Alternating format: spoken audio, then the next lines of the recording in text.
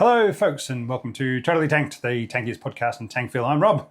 And I'm John, and I have killed off my teleprompter. So here we go.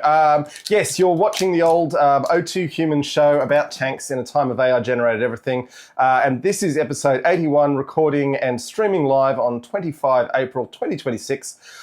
Today's episode is about the Lord of Battle, the M1 Abrams. We will be talking about recent events in the second half. But if you just want to wave the stars and stripes and go, hoorah, America, the first half will have plenty for you. Before we go further, I just want to dedicate this episode to my old dog Orwell, who crossed the Rainbow Bridge 2 days ago. We miss him terribly, but I hope wherever he is, the kitchen countertops are low and the cyclists are slow enough for him to catch. Anyway, Rob, do you want to take it from there for a minute? Alrighty, it's our second episode recorded and streamed on Anzac Day, and while we encourage you to observe a minute's silence in your own time, I'm just going to quickly share Australia's answer to Chamberlain on the Little Round Top, Lieutenant Bethune's special orders to No. 1 Section as they were digging in to face the German Spring Offensive in March 1918. Remember, with the collapse of Russia, 70 fresh German divisions had been transferred to the Western Front to try and end the war before the American forces arrived. Bethune was digging his section in to face that colossal onslaught on which the Germans were gambling the entire war. Special orders to No. 1 Section, 13th to the 3rd, 18. 1. This position will be held, and the section will remain here until relieved. 2. The enemy cannot be allowed to interfere with this program. 3. If the section cannot remain here alive, it will remain here dead, but in any case, it will remain here. Should any man through shell shock or other cause attempt to surrender, he will remain here dead. Should all guns be blown out, the section will use Mills grenades and other novelties. 6. Finally, the position, as stated, will be held. FP Bethune, Lieutenant. Back in 1918, this caused quite a stir and was widely circulated to American forces as an example of what trench standing orders should be. Okay, looks like we need to change the batteries in the teleprompter, so sorry, folks. Rob, do you want to read some comments there? Hello, folks, and we've got Alexander Hodge.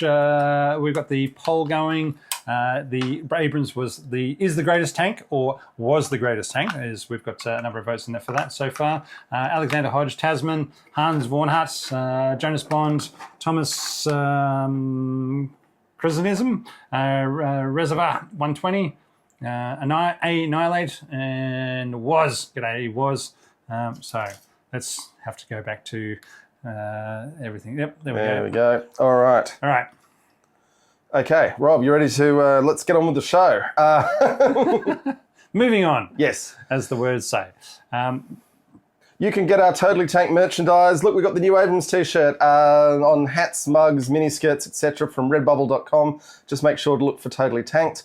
And if you like the show, please hit the like button, leave relevant reviews, and on YouTube, we're here leaving a comment is the gold standard for help right now, so just drop anything down there and help us out.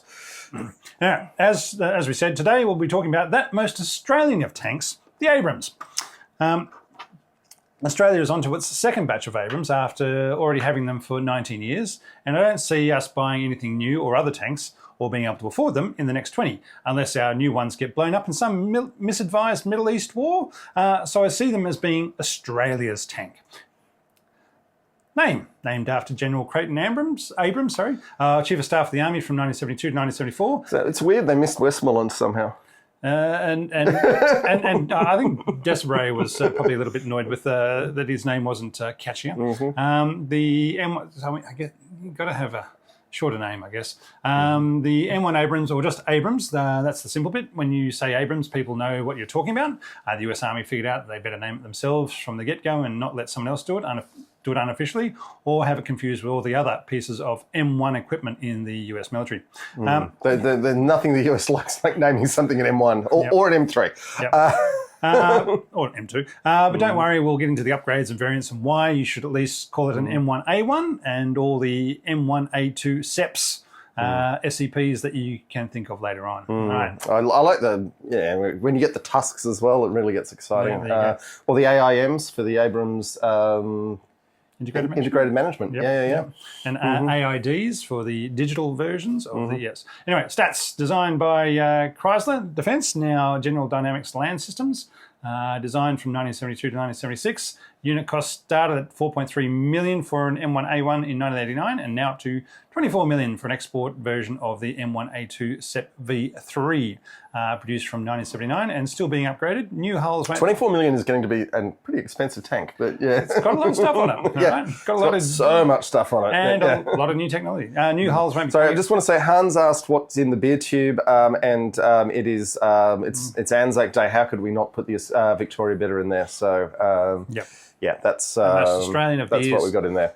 New hulls won't be coming out anytime soon, though. So they've built approximately 10,300. Weight for the M60. Oh, sorry, not the M60. Sorry, the M1 was 60 tonnes. The M1A1 was 63 tonnes. The M1A2 SEP V2, 71 tonnes. The SEP V3 was 73 tonnes. Plus, if you throw in another 5 tonnes if you put on the trophy system, or even more if you throw on the Tusk Armour package, Which is the urban survival kit. Yes. Yes. Yeah.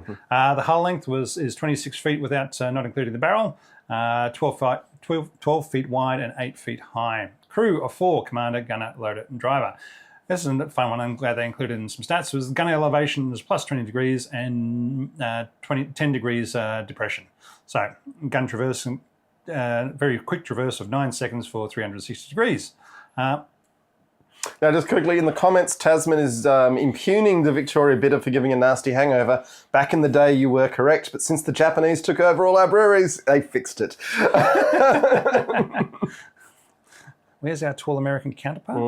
Oh, yes, the chieftain, I'm assuming he was talking about. Well, one day. Yes. Yes, the chieftain has been a little busy. We did have a chat with him and we couldn't America's quite... busy. The American military is busy at this point in time in life, John. It seems, but anyway, the stars didn't quite align. But anyway. Yeah.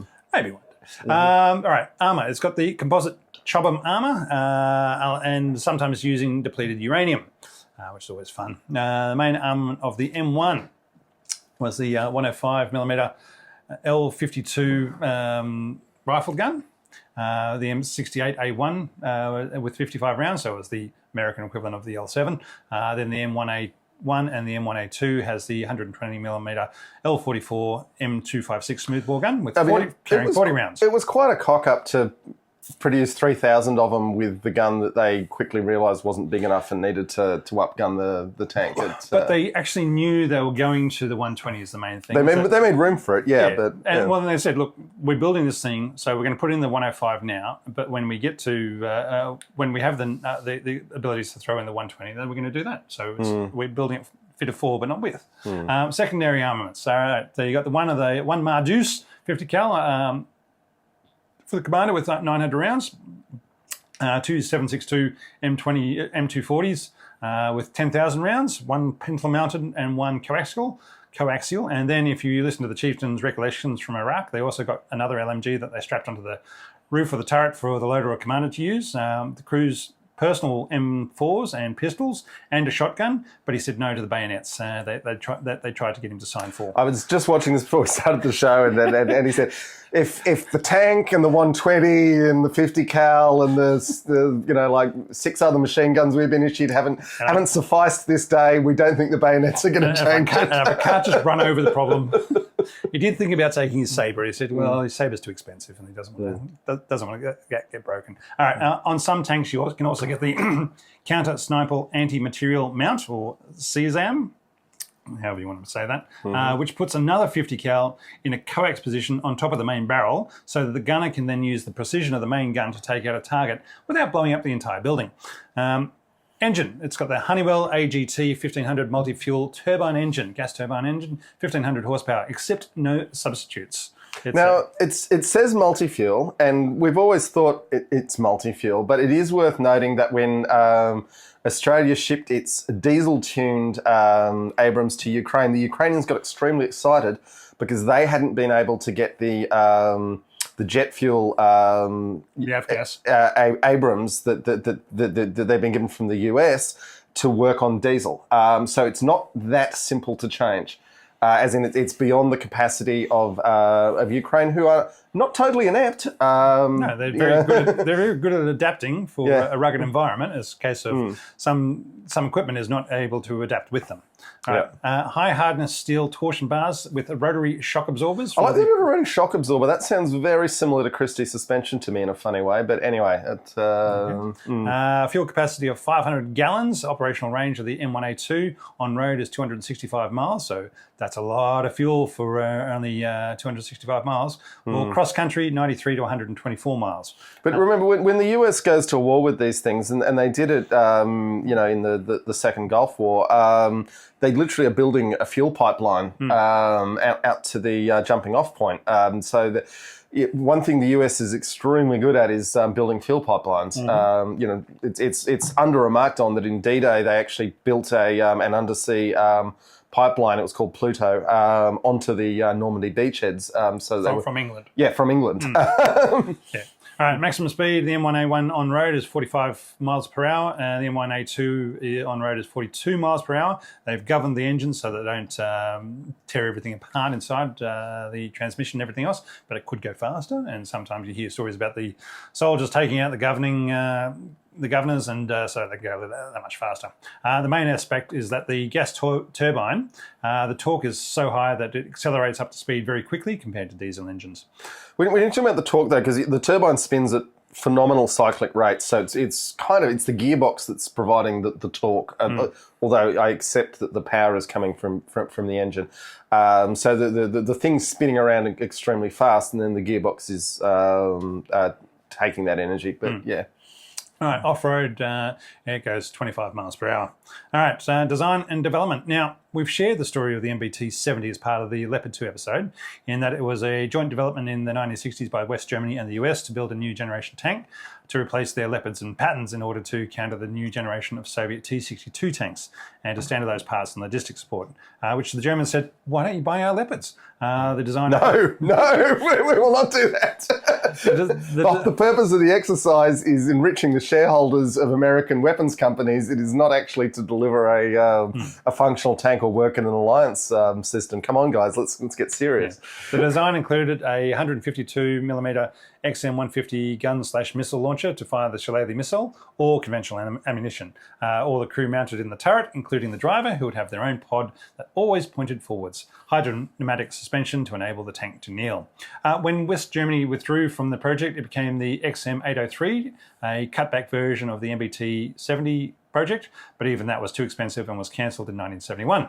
The next cab off the rank was the XM815 under Major General William Desabry, who we talked about during our Hellcat episode number 37. He was a dude. I mean, he had a long and illustrious career. Yeah. And, there really should be a Desabry, but I reckon they think they can't pronounce it. No, so, just like me. And his actions at the Battle of the Bulge, where his experience with the mobility of the Hellcat, stopping the slow advance of the Panzer IVs, was instrumental in his thinking about the high manoeuvrability that was needed for the Army's new tank. And for those who cannot remember that episode, it's possibly because it was inadvertently set to private for a long time, so make sure you go back and give it a listen. It also includes an interview with the chieftain. The tall American. At Oz Armour Fest 2022, after he ran over the trail arms of an 88 in the T-72. Desabry was briefed about some fancy new British armour being developed that was effective against shaped charges and heat rounds, and was very interested. So some balked at the idea of 2 feet thick armour when the M60 steel armour was only about 4 inches thick. But this Chobham stuff seemed to work in tests. The XM815 project was renamed the XM1 in 1972, and the Army went to market for a design that could survive a hit from a Soviet tank at 2,600 feet at 30 degrees. 2,600 feet? 800 metres. Jesus. For I make the effort for American tanks, I do things in feet and miles per hour. Well, right? I mean, yards would have worked. Well, divide that by 3. That's how many yards. Yeah, okay. At 30 degrees from either side. I wonder if they knew about at this stage, I wonder if they knew about the 125mm gun, as they may not have seen the T-64 or the T-72 yet, and only been going off the 115mm gun of the T-62. It was to So that's a question I don't know. Okay. I mean, there is this thing that we need to remember, which is one, the US Army ground forces were a bit of a backwater after World War II because everyone thought the war was going to go nuclear very quickly. And then we've talked about this before, but Yom Kippur, the 1973 Arab-Israeli War, demonstrated that conventional forces still had significant use in a non-nuclear conflict. As long as it was backed up by nukes. Yeah, well, there's that. But, and then the US got serious, and, that's when the Bradley and the Abrams really went into development, and they got incredibly lucky that the British had come up with an armour scheme that could actually be effective against large anti-tank missiles and big discarding Sabot rounds. So the stars kind of aligned, and then the Abrams emerged out of this conjunction.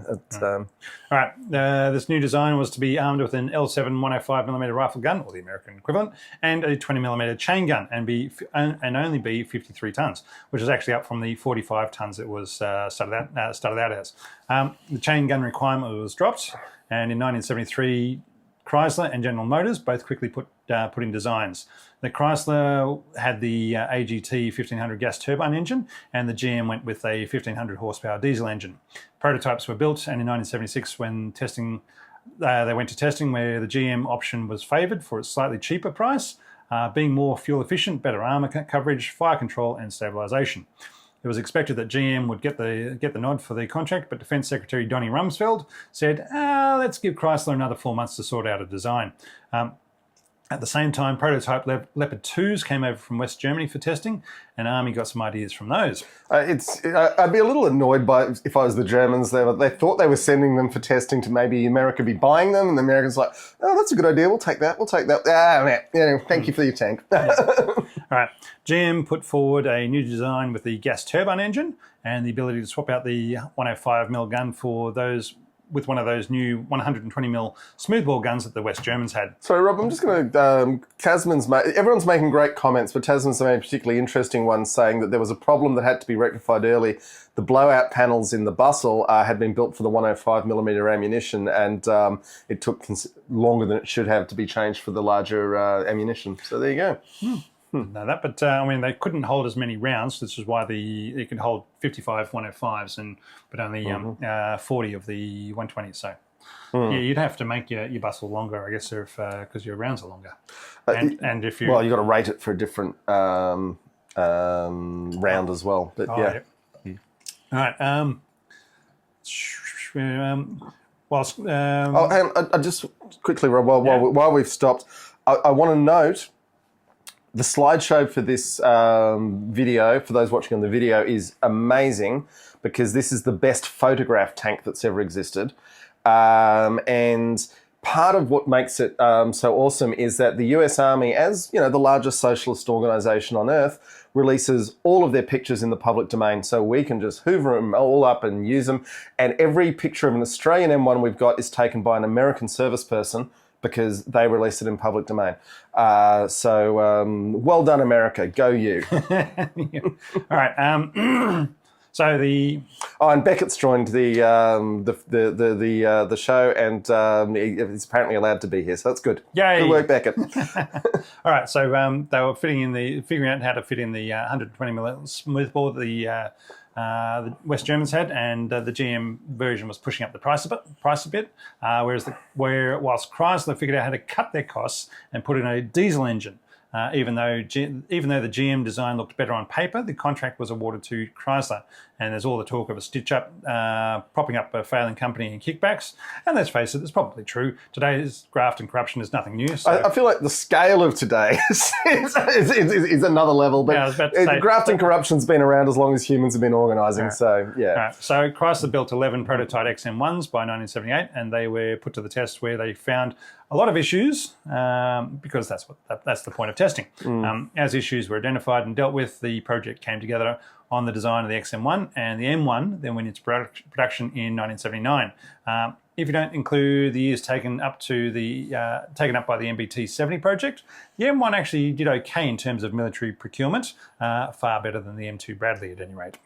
To be fair to the Bradley, but by the time the US had to fight a conventional ground war in Iraq in 1991, The programs had actually all delivered the pieces of the greatest military in the world. If something happened during the Cold War that it was all built for... Yeah, that wouldn't have been good. No. Right. I don't think anybody would have been happy with that. Anyway, now we'll get on a few notes. So look, I know there will be many more of you with more knowledge and experience of the Abrams, and we're going to get a few things wrong or skip things that you think are important. So feel free to let us know by getting in the comments. Speaking of the comments, Beckett has asked how many canister rounds could it fit, and Medi has answered, and Medi's a former tanker, that's the same size round as the others, so it's just a case of sorting out your magazine. There you go. Because let's face it, this is definitely a tank we'll be revisiting in a couple of years as it and the world changes. Yes, it's one of the big ones. All right. So we are coming. There's going to be a revisited at some point. It's taken us 6 years, 7 years now, Rob, to get to the M1. But we're probably going to revisit in the next few years. Yeah. And now that we've got our formats sorted, we'll do 73 Easting in great detail in a future episode. I just want to note, just for those on the video, we've got it up. The operators. There is a solid belt in Eastern Europe of countries bordering Russia. That have the M1. It's of note. Yeah. All right. Designed to defeat the motor rifle divisions with their T-72s coming through the Fulda Gap or across the North German plain. Luckily for everyone, it didn't happen yet. The AGT 1500 gas turbine engine, it sucks down fuel like it's going out of fashion. You need to have very good logistics to keep it going in the field, as even with all the digital fuel management programs that they've been introduced over the last 40 years, it still burns a lot of gas, even when you're idling, just to keep the electrics going. It has great acceleration from the standing start, weighs 1 ton less than the equivalent diesel engine, whilst it's louder than a diesel when standing next to the tank. The high-pitched whine of the gas turbine does not travel as far, so it's much stealthier at range.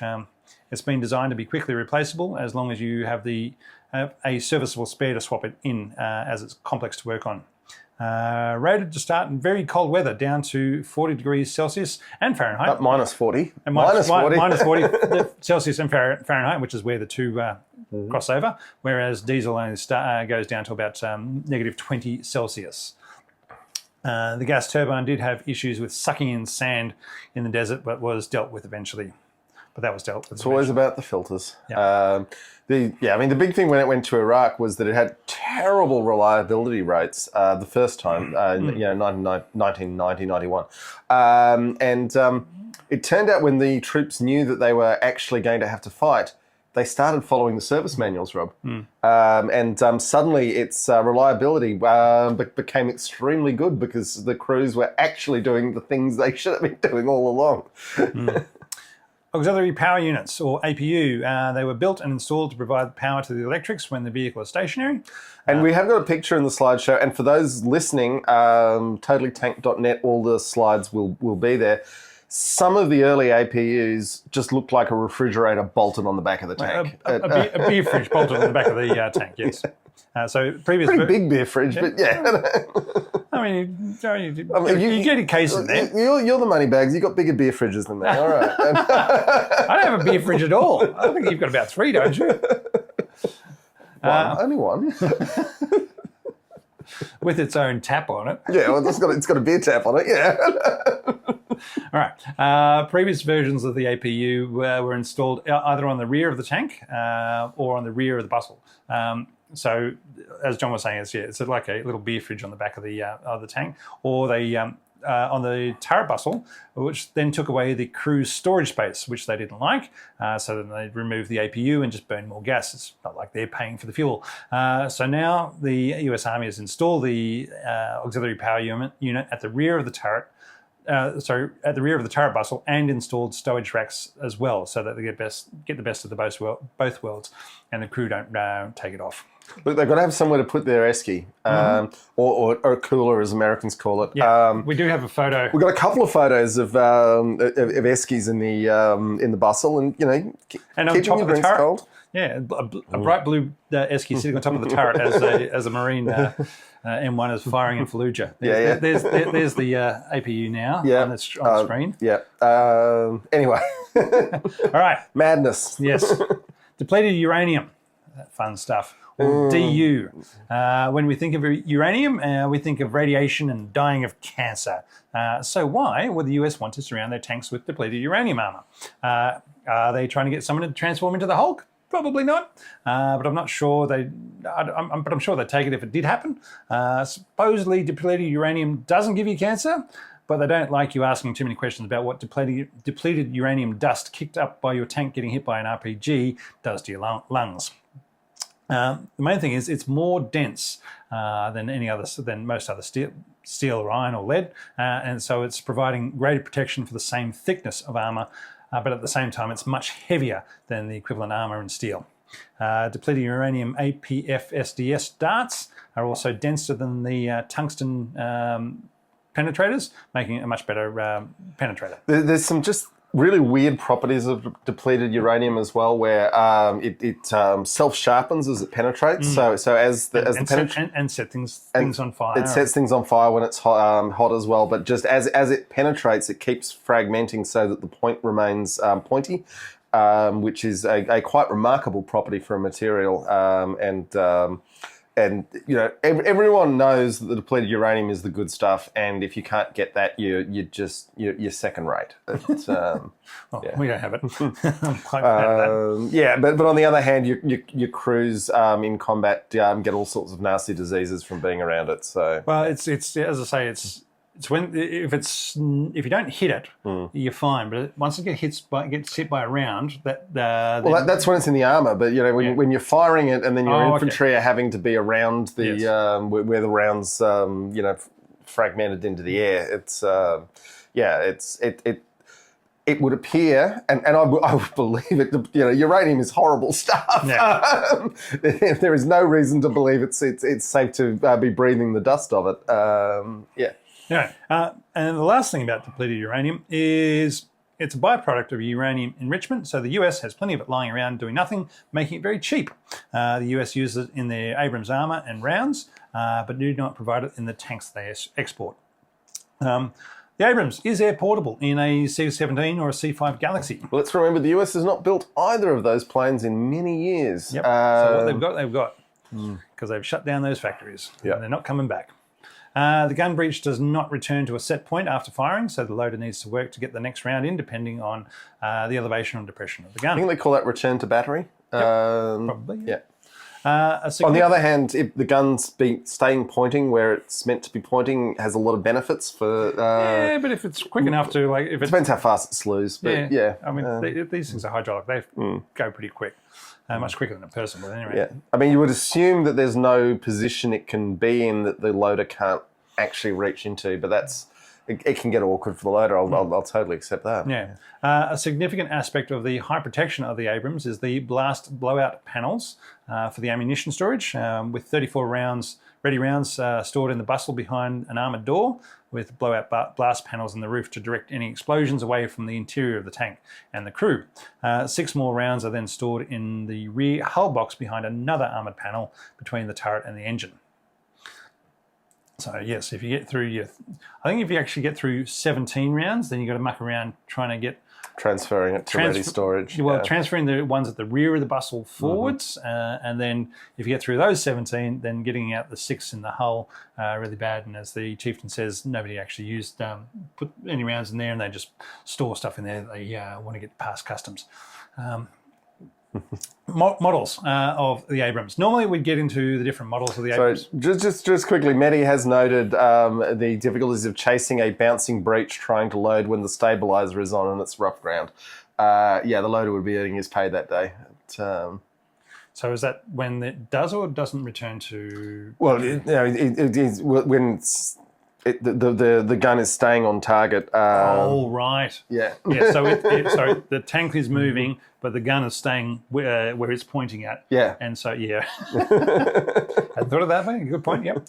All right. Models. Now, we'd normally get onto the different models of the Abrams much later in the episode, but it's such a distinctive timeline of changes to the vehicle, like we did with the Leopard 2, that we'll address it early so you know what we're talking about when we're going over what the models, where they were deployed and where and when and what they were doing. So, the M1, the original from 1980 with the 105mm rifled gun, 3200 built, Then we have the M1 IP, the improved version, with the 50% increase in the armor thickness of the turret. That's a lot of extra armor. That's a real Well, they went from like real criticism of the original model, but yeah. They went from like 600 mil equivalent to 900 mil equivalent, millimeter equivalent. Plus a better turret bustle for the crew to store their kit in. 894 of those were built. Then the M1A1, which is the classic. Yeah. It entered service in 1986 now with the 120mm smoothbore cannon. With upgraded armour, NBC overpressure system and GPS. 4700 and hulls built from 1985 to 1992. Mostly analogue controls, i.e. switches and wires. Then you go on to the M1A1 HA, or heavy armour, which is where you get the installation of the depleted uranium armour in the armour. Then we go on to the M1A1 HC, or heavy common, which has improved depleted uranium armour package installed along with a digital engine control to save fuel when it's not doing anything. Next we get on to the M1A1D, or digital, an upgrade to the M1A1 heavy common to bring it in line with the M1A2 SEP, but only applied to 2 battalions. SEP was what, service extension program or something like that? Yeah, we'll get onto that in a sec. But only applied to 2 battalions of 44 tanks each, probably for the time.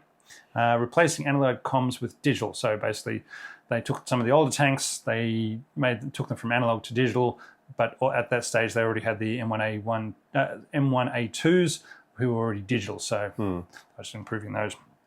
So they did that for 2 battalions. M1A1 AIM V1, so introduced in the late 90s to increase the lifespan of the M1A1s by adding thermal sights, a tank telephone, improved comms, and blue force tracking. So you can say, trying not to shoot so many of your allies. Yeah. All right, M1A1 AIM V2, or M1, also called the M1A1 SA, situational awareness, introduced in the late 2000s to improve thermal sights and better comms. A lot of the European M1s were the SAs. Yes. But yeah. And improve thermal sights and better comms, along with the ability to mount the Tusk 1 armour package.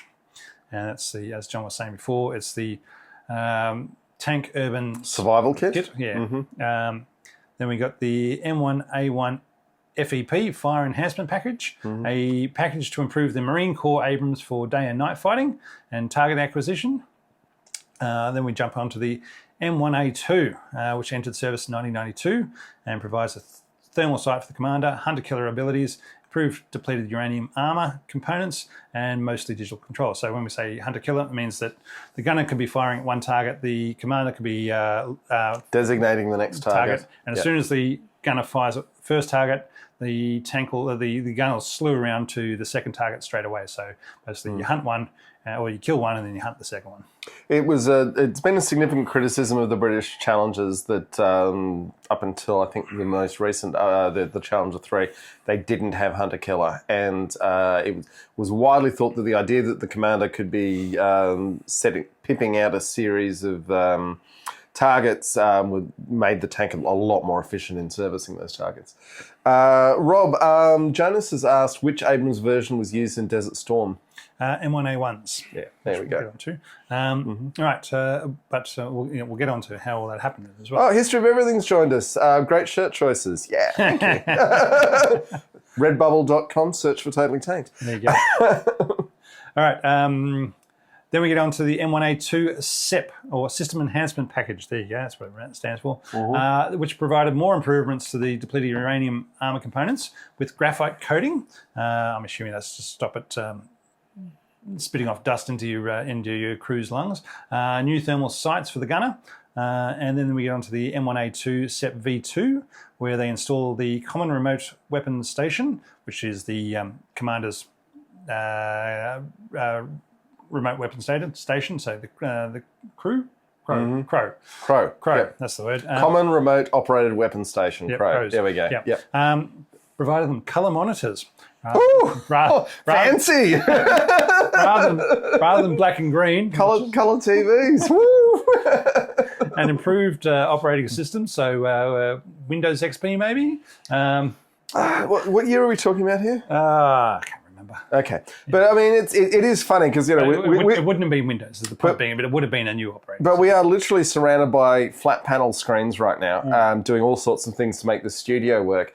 And to think that, you know, it wasn't that long ago that any monitor needed to have, you know, a foot of depth at least behind it. Yeah. 2 feet of depth. And you know, and the color was a luxury. It's worth remembering with this stuff. Yeah. Yeah. All right. The SEP V2 was also provided better side and hull front armor, ERA for the Tusk armor, and better transmission as it's now weighing over 72 tons. So that's why you need the heavier and hevier and heavier, and the bridges start collapsing underneath. No, we're just going to have more stuff, another 5 tons. Yeah.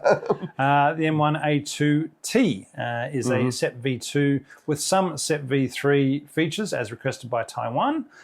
Which is funny because they never actually sold it to them, but they've got them. Okay. Yeah, there was the 108. Yeah. The selling of weapons to Taiwan has been a series of betrayals. Yeah. But anyway, yeah. By everybody involved. But anyway, as some of the features as requested by Taiwan without the depleted uranium armor. All right. Then we get on to the the M1A2 SEP V3 or the M12C.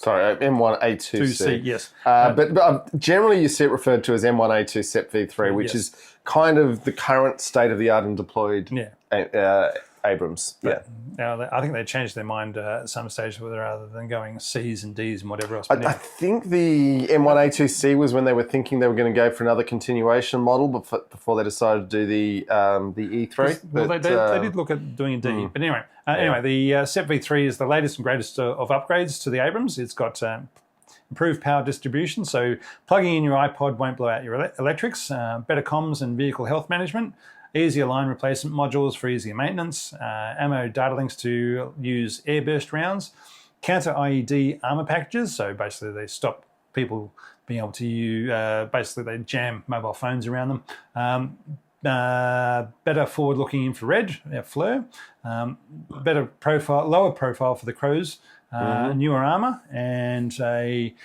auxiliary power unit that doesn't take away the crew's bustle rack.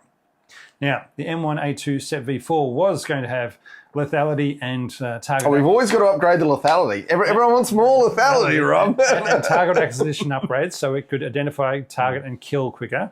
However, the project was cancelled in 2023 as it was just adding weight onto an already overburdened frame, and the Army decided they need to go back to the drawing board and start designing from scratch rather than whacking more things on that just would weigh more, take up more space, and need more power, all the while being locked into a 1980s hull and wiring structure. Then we get on to the Abrams X, which does come down to, Alan, thank you for your first comment on the episode. You were right. There have been various times where they've realised they can strip 5 tons of wiring off the tank and go for a more modern infrastructure. And, you know, it's striking as we watch the photos going through this that what a very clean vehicle in its origin has just been encrusted with systems, and someone's got to polish all the lenses on all those sensors. I mean, it's and make sure they're all working and replace them when they don't. It's crazy. Yeah. Anyway, Abrams X concept tank with an uncrewed turret, autoloader, hybrid diesel engine. Diesel electric engine, sorry. You know, I didn't put any photos of Abrams X in the slideshow because it was a dead end. Yeah. There's parts of it. And a 30mm chain gun in a remote weapon station. Augmented reality for the crew, hopefully better than the metaverse. As you say, that was cancelled. But I mean, they were going to. It was a concept tank. They were going to take ideas from it and then throw them, see what they can do with them. Now we've got the M1E3, which is the latest concept tank shown at the Detroit Motor Show in early 2026. Said to be a working testbed where the Army tries out all the improvements they'd like to get into the Abrams, but have previously been constrained by the weight, electrical power, space, and the needing to be compatible with 1980s technology. There are some great ideas there, but it will be a while before any of them come rolling off the factory floor. All right, Rob, the operators. The operators. Yeah. Australia. obviously, because it's an Australian tank. Having not been invited to play tanks during Gulf War I, because we were still using Leopards, and not even Leopard 2s, Australia made the decision we had to leave the 1960s and buy some newer tanks in 2004. But as always, the issue was cost. The Army got the go-ahead based on this note. All right. Quote, all Western countries that operate tanks have been faced with the dual challenges of an increased threat in a more robust operating environment and the need to upgrade their fleets to accommodate the demands of a more costly and digital battlefield. In other words, everyone else is doing it and having to pay for it, so suck it up and get the best protected version of you can, because the cost of a tank is nothing if cheap ones start blowing up and the body bags start coming home and the public sentiment turns against you. Which comes back to Laserpig's crap tank fallacy, which is, the idea that if you have a cheaper tank, yay, it's cheaper, but it costs a hell of a lot to train crews, and maybe you want to keep them alive, and it's worth investing in what keeps those crews alive so that they can learn lessons in combat and be more effective in future conflicts. And it means that if you do send your army off to an ill-advised war in the Middle East, then you get fewer body bags coming home, which turns the public opinion against you, like Afghanistan for Russia, Soviets and so forth. It's a case of, But publics can be quite tolerant of body bags, but your combat effectiveness declines as you lose train crews, and they can take a very long time to train. So if you've only got 100 tanks, they better be good ones, I guess, is what I'm really saying. But yeah. Or 75. Depends what country we're talking about. What country? What other country is there? Anyway. So Tom keeps asking, could we talk about the M60-2000 120S, which was the M60 with the M1 turrets? I can't because I don't know anything about that one, I'm afraid. Sorry. All right, there we go. So in 2007, the first of 59 M1A1s were delivered to Australia, whilst the US had approved Australia to buy more. The offer wasn't taken up. These tanks never saw combat as Australian vehicles, but of those 49 have been recently delivered to Ukraine for their use. In 2022, Australia put in an order for 75 M1A2 SEP V3s, which have been delivered without any depleted uranium. Supposedly, beside the depleted uranium, it's the same as the US version, and not the usual SEP V3 that is sold on the export market, but with air conditioning. So ours have aircon. Yes, because supposedly the American ones, some of the American ones do now as well, but only ours. As the chieftain bitterly says, only to cool the computers, not for the crews. I think the original 59 Australian ones had aircon, whereas the M1A ones, no other M1A ones had aircon, whereas only Australians. Now, Egypt. Here's something I had no idea about. Egypt has built 1,200 M1A1s Abrams since 1988. Their factory is outside Cairo, and I had no idea that anybody else... Well, the assembly plant, but yeah. The point being is I had no idea that anybody else was building Abrams besides the US, and suddenly I'm reading, hang on, what? Where'd that come from? So, all right, folks, sorry, we've hit the important moment. The beer tube is empty. Good on us. Beer tube Winchester.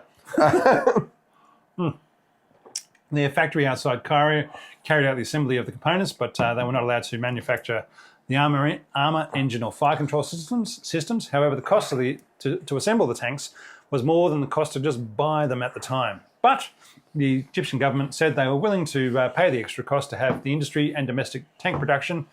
Jobs for people instead of for Lockheed Martin shareholders, and actually building capacity. Yes, they still needed to get other components, but they are creating an infrastructure with which they can value add as time goes on. These are ideas the Australian government would think are just crazy. Well, anything that involves giving unionised workers jobs is something this country hates. But we'll talk about that more in the second half. In the last year, in 2025, Egypt has been given permission to upgrade 555 of their M1A1s to M1A1 SA or situational awareness variants. So they'll be doing that. They've got a lot of tanks. US. Yay! All right. Besides the Egyptian Abrams, the other 9,000 hulls started out with the US until 2007, when Australia got their 59 tanks. So they weren't actually selling them to anybody else before us besides the Egyptians. Huh. Yeah, I know. Besides the Egyptian. Yeah, I know. Well, supposedly the Egyptians haven't sold theirs off. So the point is that the US Army finally decided to try and get into the export game. Has been nowhere near as successful as the Germans with the Leopard 2. Partly because the Germans are much more accommodating of foreign buyers, whereas with the US, it's you get what they've made. But yeah, I think the US were just saying, look, we've got to maintain this technological advantage. We don't want anybody else besides the Egyptians having it. I don't know, I understand about that bit. Anyway, between the Army Reserve and the National Guard, there are 4,500 or 5,000 Abrams in active service still. Of those 2,000-ish not sold off as foreign military sales are then parked in the desert to be pulled out and refurbed as required. a bit like the Soviet pits for their tanks, but yeah. Yep. A little side tangent about the logistics of to support tanks. Mainland USA is about the same size as Australia, and Australia will move around maybe 14 tanks at a time. And we're moving them, say, 2,500 to 3,000 kilometres on railways. When the US moves tanks and all the armoured vehicles that go with them, they use 600 rail cars for a single armoured brigade combat team, and they have 11 ABCTs. Whilst they don't own all of their rail cars, they need the US that they need. The US military does own a lot of rail cars, but they don't disclose how many that is. They see it as, I'm assuming they see it as a strategic asset. So playing trains in the US military is not a small job. I just thought I'd throw that in there because why not? People like trains. Iraq got invaded twice by them, but mainly they received their first 140 M1A1s. Oh, they're now a big user of M1s. It's hilarious. And we've got some lovely photos on the slideshow of Iraqi M1s. Yeah, on parade. Yeah. They received their first 140. I think Islamic State briefly operated a couple that they'd captured, but received their first 140 M1A1s in 2011, just as the US was bringing home most of their forces. But after nearly 100 were destroyed, lost, or handed over, or were captured from 2014 to 2016 against ISIS, they have since received another 400 M1A1s since then, and now have 450 Abrams. Which is a big fleet of Abrams. Yep. Bigger than ours. Yep. Now, Kuwait, they purchased 218 M1A2s and then recently replaced them with... So Hans has just given us $30. Thank you very much, Hans. We truly appreciate it. Right. Kuwait purchased 218 M1A2s and recently replaced them with M1A2Ks. They were originally just going to upgrade their existing tanks, but instead decided to buy new ones. Instead, as they did not want to have an interruption in their operational readiness. So they thought, let's make sure we don't have a gap in our tank coverage, because we're surrounded by a lot of people who have more tanks than us and are really belligerent, and we're on the path between them and us, or them and the other person. And we're looking at Saudis and Iran, Iraq, and everybody else, and so Kuwait's just stuck there in the middle. So rather than upgrading their M1A2s, and to be fair, they just bought new ones. But the Kuwaiti chieftains, and we've always been very disparaging of chieftains to the upset of our British cousins. They did actually in when Iraq was invading Kuwait, the chieftains were pretty much the only thing that offered any resistance.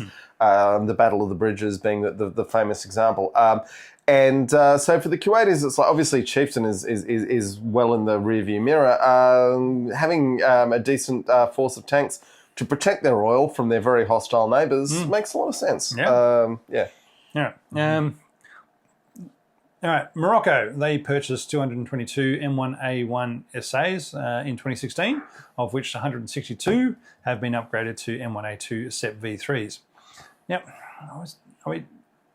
I'm assuming Morocco's worried about I don't know what Morocco's worried about, but I mean, there's internal bickering with Mauritius or whatever it is. Not Mauritius, who's to the south of them. Western Sahara. That's what area. Morocco.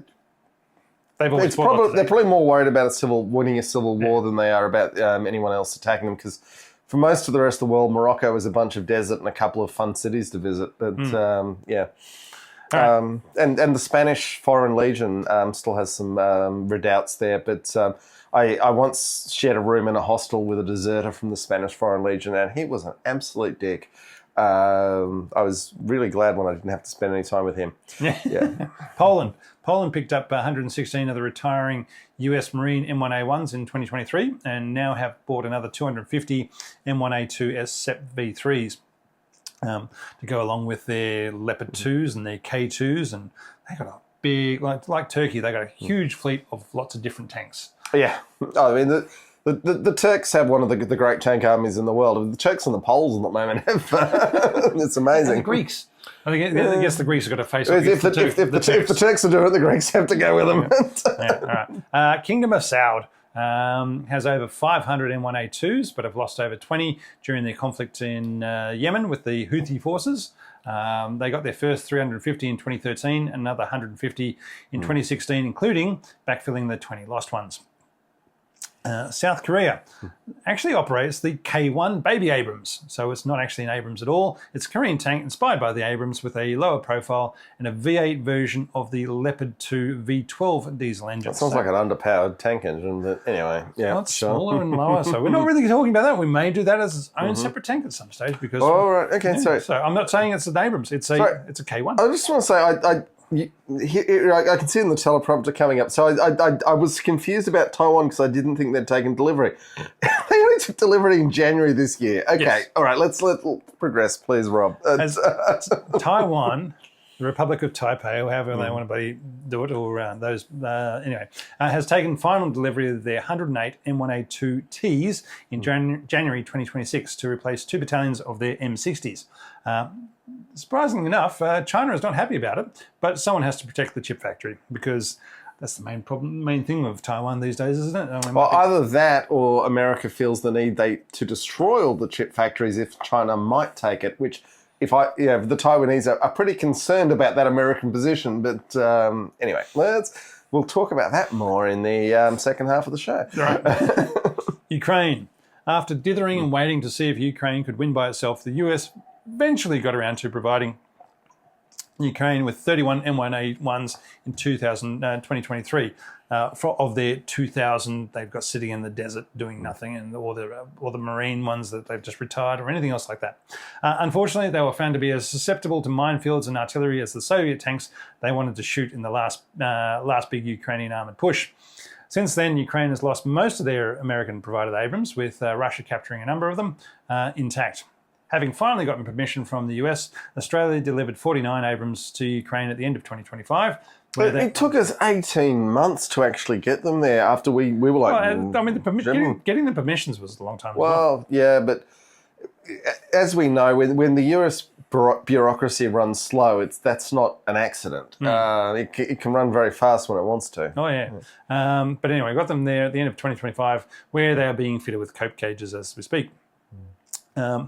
Bahrain is in the process of buying 50 M1A2 SEP V3s, and Romania is in the process of buying 54 M1A2 SEP V3s to be delivered by 2028 and exploring the option of buying a further 216. So Romania really is it's a NATO outpost that America likes selling to because they're right on the borders with Russia or nearby Russia, whereby they can just do a lot of stuff and base a lot of things in. So yeah, I mean, when you're in the 50 tank fleet, it's a training placeholder force, and you're maintaining a capability for. Well, they got F-16s, they got all sorts of stuff in Romania. I mean, all right. And as John was saying, various Islamic militia groups and Houthi forces in Iraq and Yemen have captured Abrams tanks, but most of them have chosen to destroy them, as the logistics of trying to keep them is too much, and they want to prevent them from being recaptured by government forces. If you're a Houthi, how are you getting the jet fuel and the ammunition? I mean, it's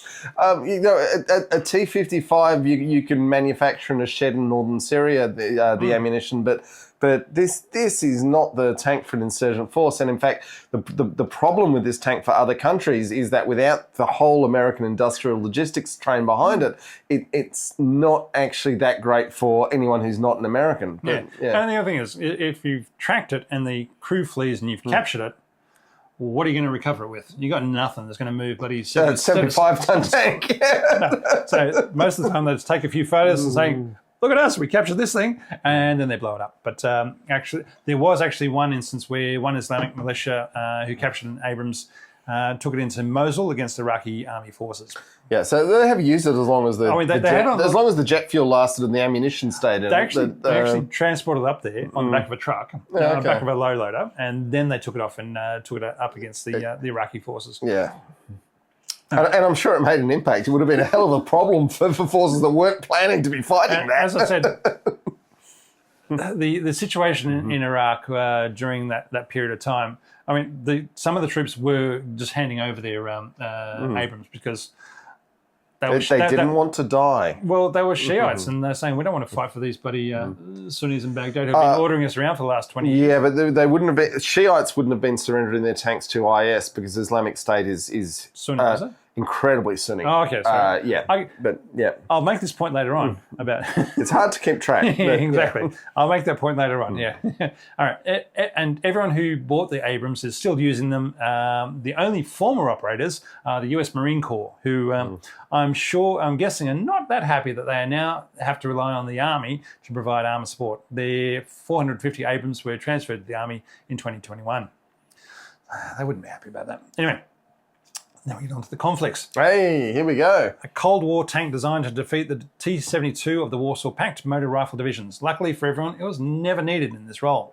The Abrams' big debut came in Operation Desert Storm during Gulf War I in February 1991, when 1,800 Abrams crossed the line into Kuwait and Iraq. The level of lethality and protection on display to the world in the most televised conflict at the time was staggering. Facing off against 4,000 to 5,000 Iraqi tanks, no Abrams were lost to enemy fire. We won't mention blue-on-blue fire.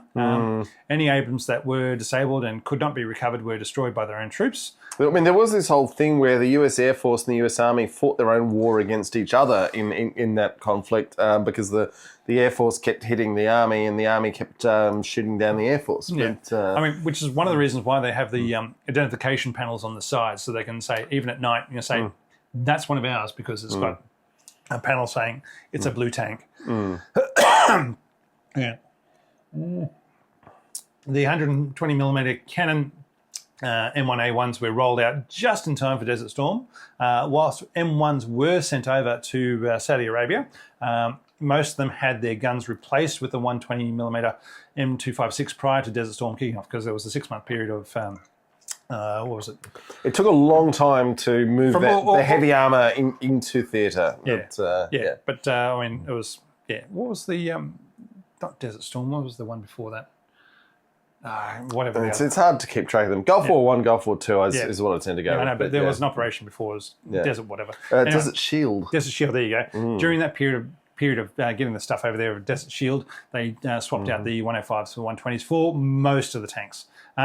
Units in Germany equipped with M1A1s had theirs sent to the Kingdom of Saud and were backfilled with 105mm gunned M1s from the US. Somalia. I'm going to assume that most of our listeners and viewers have watched or read Black Hawk Down. At the start, it talks about the heavy Marine and Army presence, which after 6 months are replaced by UN forces. So those initial US forces brought in their Abrams with them to settle a land riven by strife. And then those peace enforcement troops leave and the UN peacekeepers take over. The US did have Abrams in Somalia during the Battle of Mogadishu on the 3rd of August 93, but had chosen not to take them as part of the Ranger Task Force mission. And the Pakistani M48 Pattons were much closer to provide support. After the battle, the US airlifted in more Abrams for the first time. This is the first time they've been flown in anywhere.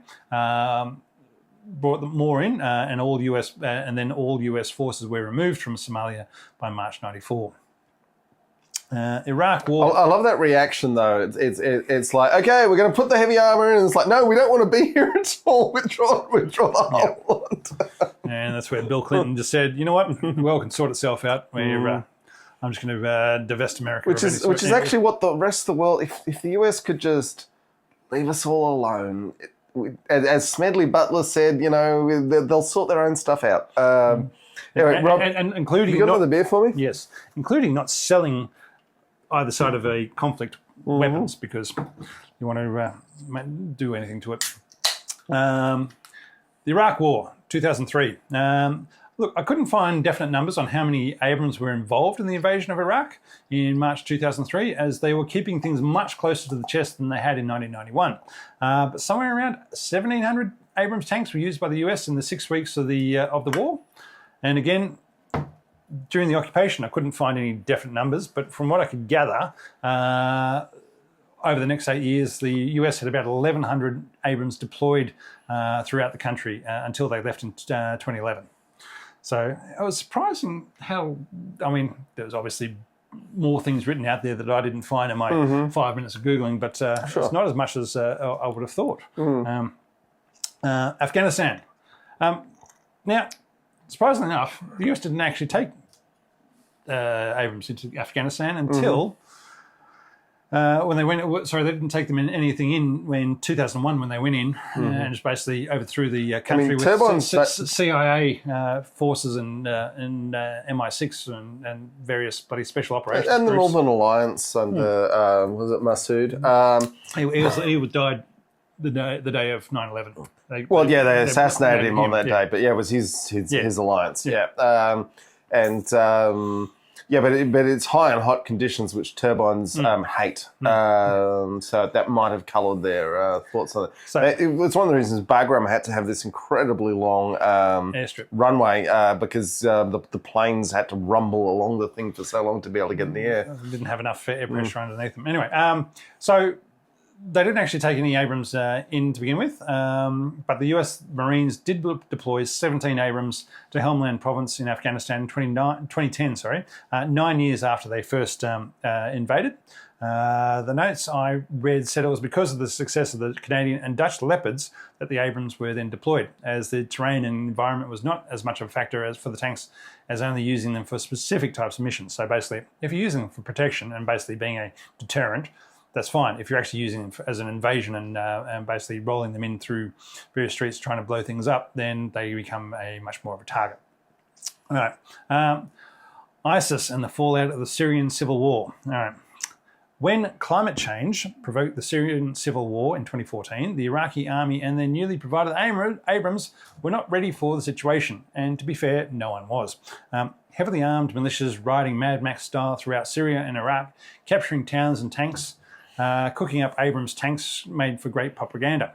As more US forces were deployed and more tanks provided to the Iraq, the situation was mostly brought under control. It's worth remembering in that period a lot, when I say a lot, I mean like 90% of the photos and videos you saw of destroyed Abrams were actually the ammo cook-off system working and the tank wasn't actually destroyed. But it's very spectacular when the ammo goes off through the blowout panels. Fireworks during the daytime. Yep. Meanwhile, the Kurdish forces in the north were doing their own thing against ISIS.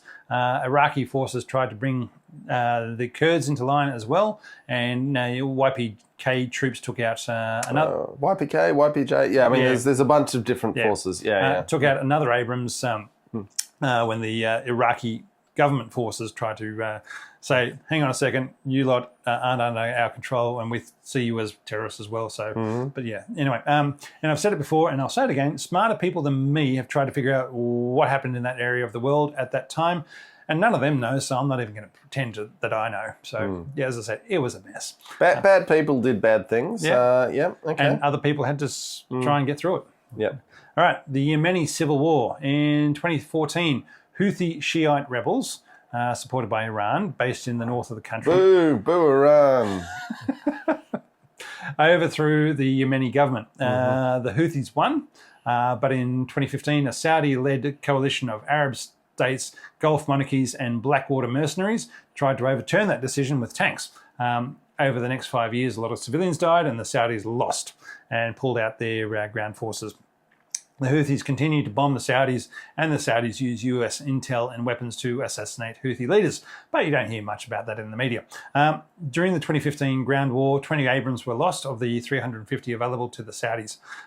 This was a time of bad press for the Abrams, as they were getting blown up in Iraq and Yemen at the same time, and kind of knocking them down a peg or two from the myth of the imperviousness that was Gulf War I. I think, it's just an unfair criticism that, if you are using tanks in a counterinsurgency role, they're going to run over things that blow up tracks. And as we've moved into the really modern era, there's zillions of drones coming in weird ways. The fact that a tank is still the best way to protect, what is essentially a node of command on the modern battlefield. And direct fire support is what you really want. Doesn't take away from the fact that they are still vulnerable when the enemy concentrates their attention on it. As we have said in this podcast numerous times, the first day in the Battle of the Somme in 1916 that the tanks rumbled onto the battlefield, they were still vulnerable to the enemy. They have never been impervious. They simply represent an enormous challenge for the enemy. All right. After the Yemeni civil war, leads us into Ukraine, where even though we'd seen the vulnerability of the Abrams in the Middle East. Sorry, Rob's struggling with his beer. But, no, I'm not struggling. I know exactly where it is. I'm wrestling with my beer. We'd seen the vulnerability of the Abrams in the Middle East to unconventional forces. Surely in a straight-up tank battle against the actual Ruskies it was built to fight, it would win. And you can throw some casual racism in there as well to boot. Unfortunately, the Ukrainian army is not the US military and does not have all the support the US has to shape the battlefield and control the skies. And much to everyone's disappointment, the Abrams got blown up. And all tanks are vulnerable. It's just the challenge they represent to the enemy to target the vulnerabilities.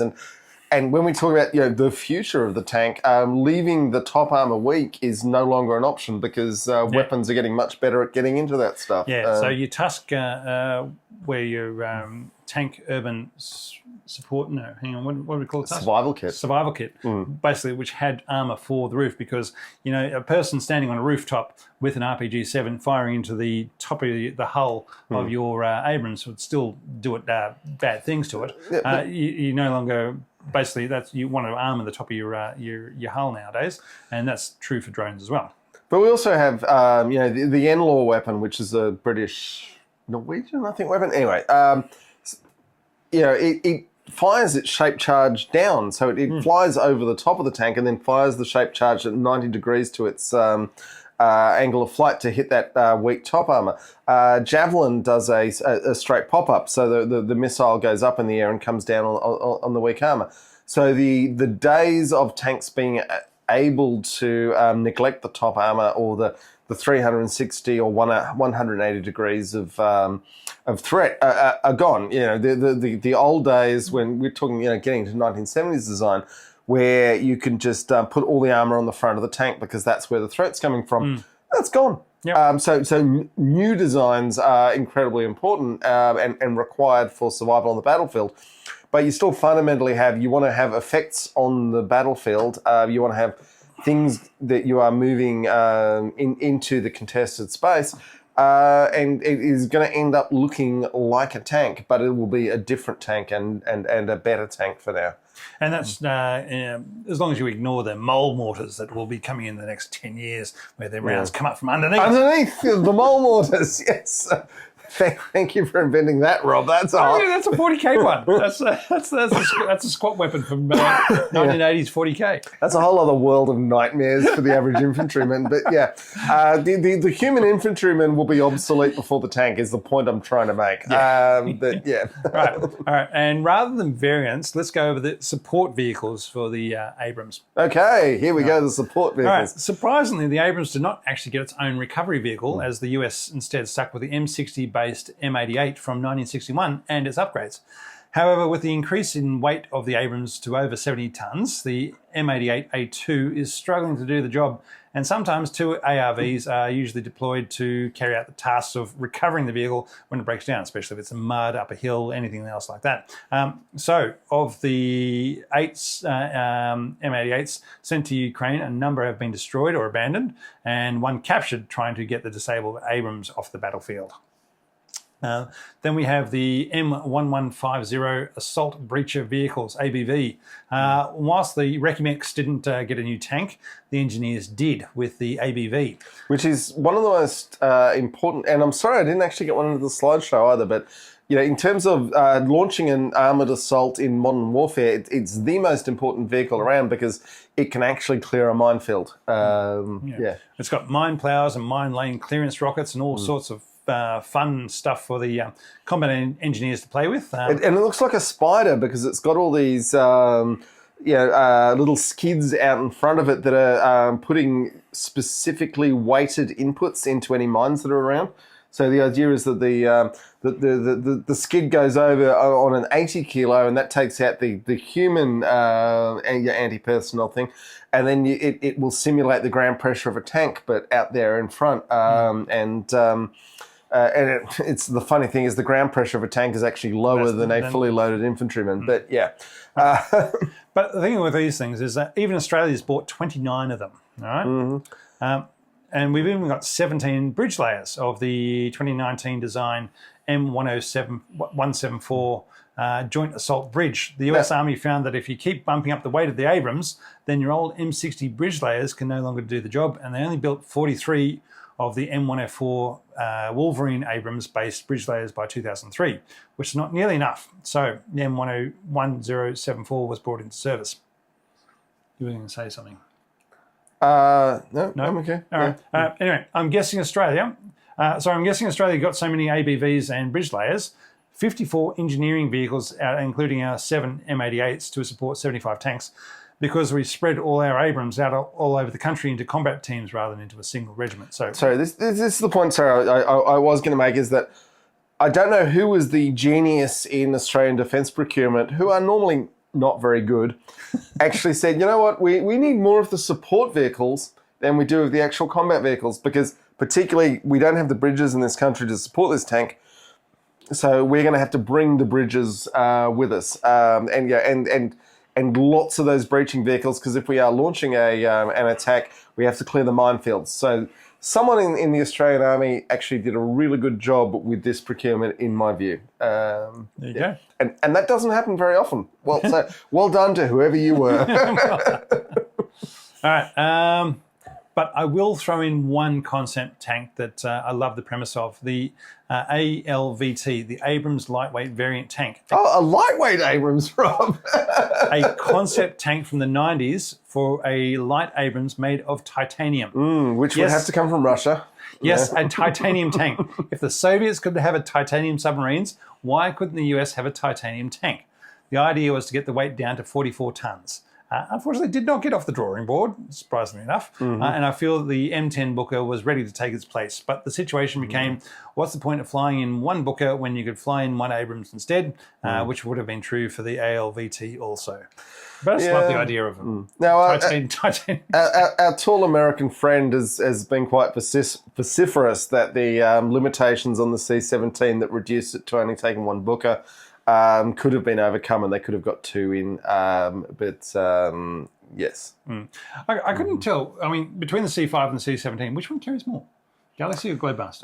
No, the C5 has a bigger load, but I mean it's a much older design. Yeah. It's essentially obsolete. Yeah, it's a 1960s or 70s design. Yeah. And I did have a moment when I ran a little media company where the first Australian C-17 was doing a flyover of Canberra. And Charlie, the C-17, I had a plushie of him. Well, but the thing was that I was standing on this bridge for this flyover, and I was like, this pilot looks like they are deliberately putting on a show for me.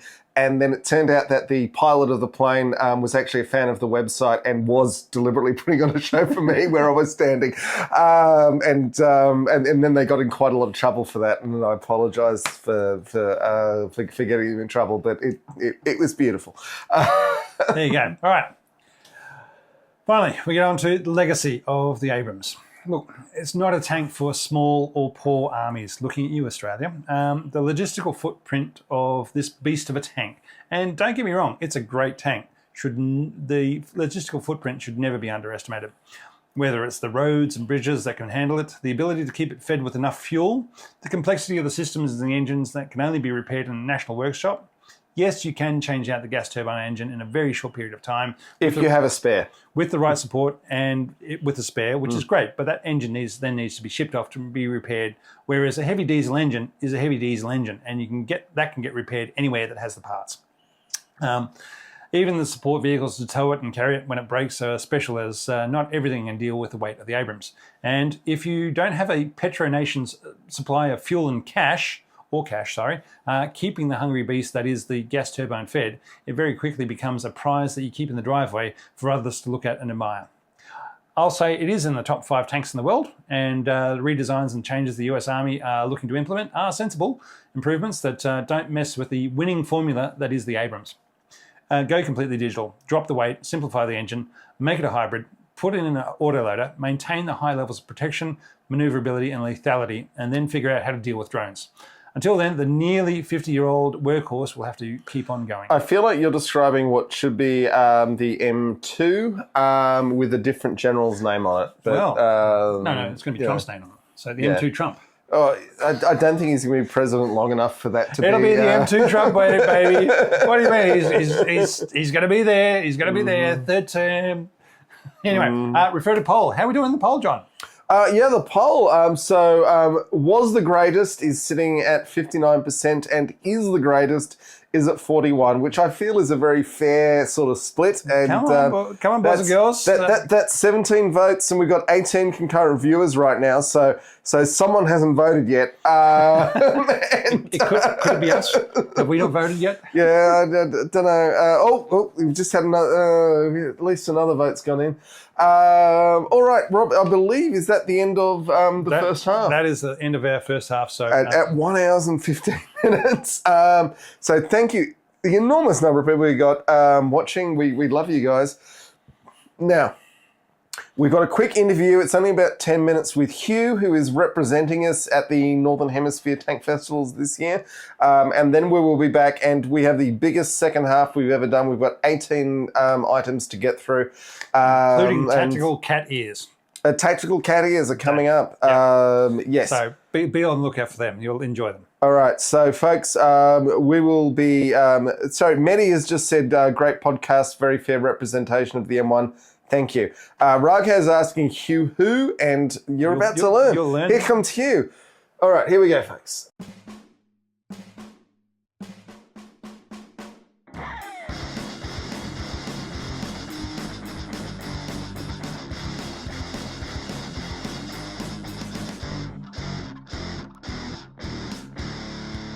Okay, so we are joined by my old friend and colleague, Hugh Cullymore, who is heading off to the Northern Hemisphere Tank Festivals on behalf of Totally Tank. So we thought we'd better introduce you, Hugh, to the audience. How are you, mate? Well, good. Thanks for having me. Now, just for folks who, you were in an episode before where we talked about the Murrayville Tank Graveyard, but for folks who might have missed that, you and I, we've worked together in a brewery. We've worked together in a war museum that owned many tanks. So we're highly adjacent on this stuff. And you do also do some work with my partner Sheridan as well. So it's and it's a weird overlap. We share a house. So okay. And when Hugh left the house, one of the dogs went into a fit of rage at being abandoned, and still won't talk to him when he comes to visit.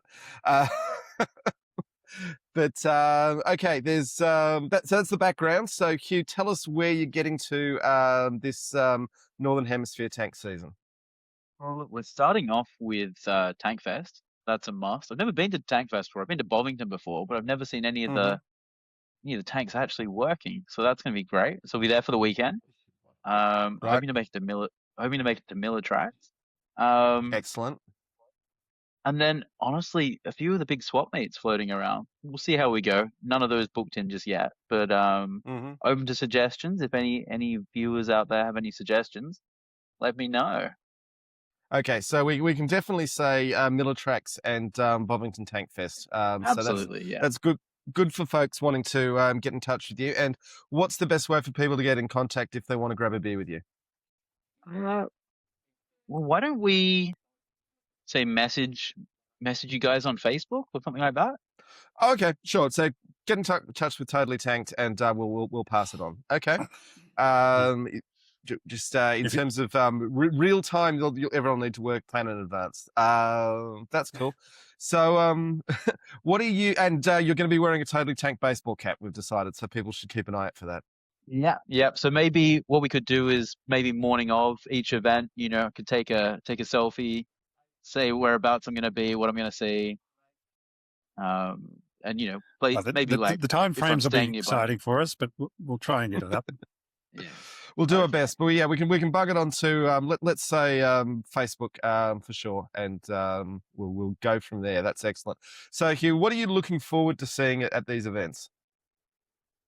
I mean, all sorts of tanks are actually running. I mean, the time that we were working at the War Memorial there, we, saw some really cool tanks. Like it was really cool getting to, dust off Mephisto and, go inside some of the tanks but seeing them run, that's a whole different beast. It's a whole different kettle of fish. I think the last time I actually saw a tank running was I saw the Fury tank at Bovington was running the day that I was there. But it's not so often you see that, and just sort of meeting some of the enthusiasts. It's Good people it's all around. rare that Yeah. you'll meet, a group of enthusiasts that you don't learn something new. And there's just, a testament to what you guys do. There's always something new to learn about tanks.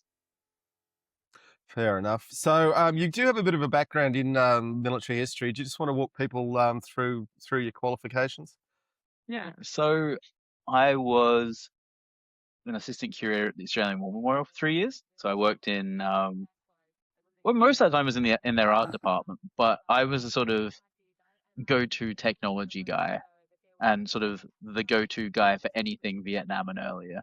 So if there was like a tank in a painting, I'd get a tap on the shoulder and go, be asked, what's that?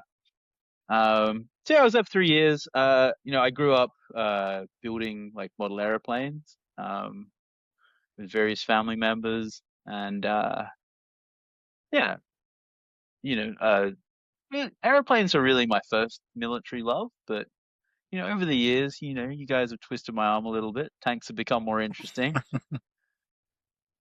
And yeah, look, wherever there's a war museum, I usually stop in. I really like the one in Ottawa. That's a really good one. I was there not so long ago.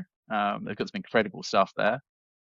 And Will you be making yeah. it back across to North America and Canada this year, or just sticking with Europe? Yeah, well, I was actually just over in Las Vegas and LA, and I'll probably be back there for some more research. So I'm doing a PhD as well, PhD in art history, which is sort of where me and John's partner overlap. But yeah, so I'm in America quite a bit, and so I'll probably try and check out somewhere like Battlefield Las Vegas. They have a few tanks there. Um, but yeah, I think the next time I'll be over there will be probably July. So if there's any events in July that you guys know of or any of Yeah, your there are viewers plenty. know of, Yeah, I got to say, we'll need to pull out some of the events that mentioned in Turret Monsters podcast. Lottie and co go through each events that are coming up in the coming months at various museums and places around the world. So they've definitely got a listing of things. I haven't listened to it in the last 2 weeks, so got to catch up on that one. But they're definitely a source of information. And So that's our regular plug for Turret Monsters. Yep.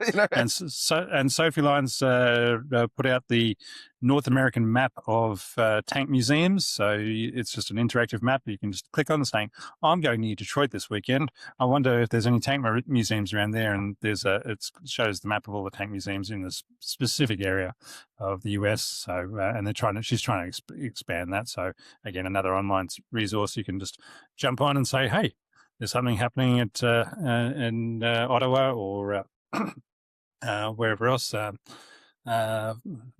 The American Armor and Cav Museum down in Georgia. I think I can't remember all the names. So, yeah. Yeah, another thing that's on my sort of horizon is tanks in town. But we're just trying. I was just trying to look up accommodation the other day. It's proven to be a little bit difficult, but tanks in town's also on the horizon. Which one's that? Whereabouts is that? So that's in Mons, in Belgium. Right. Oh, okay.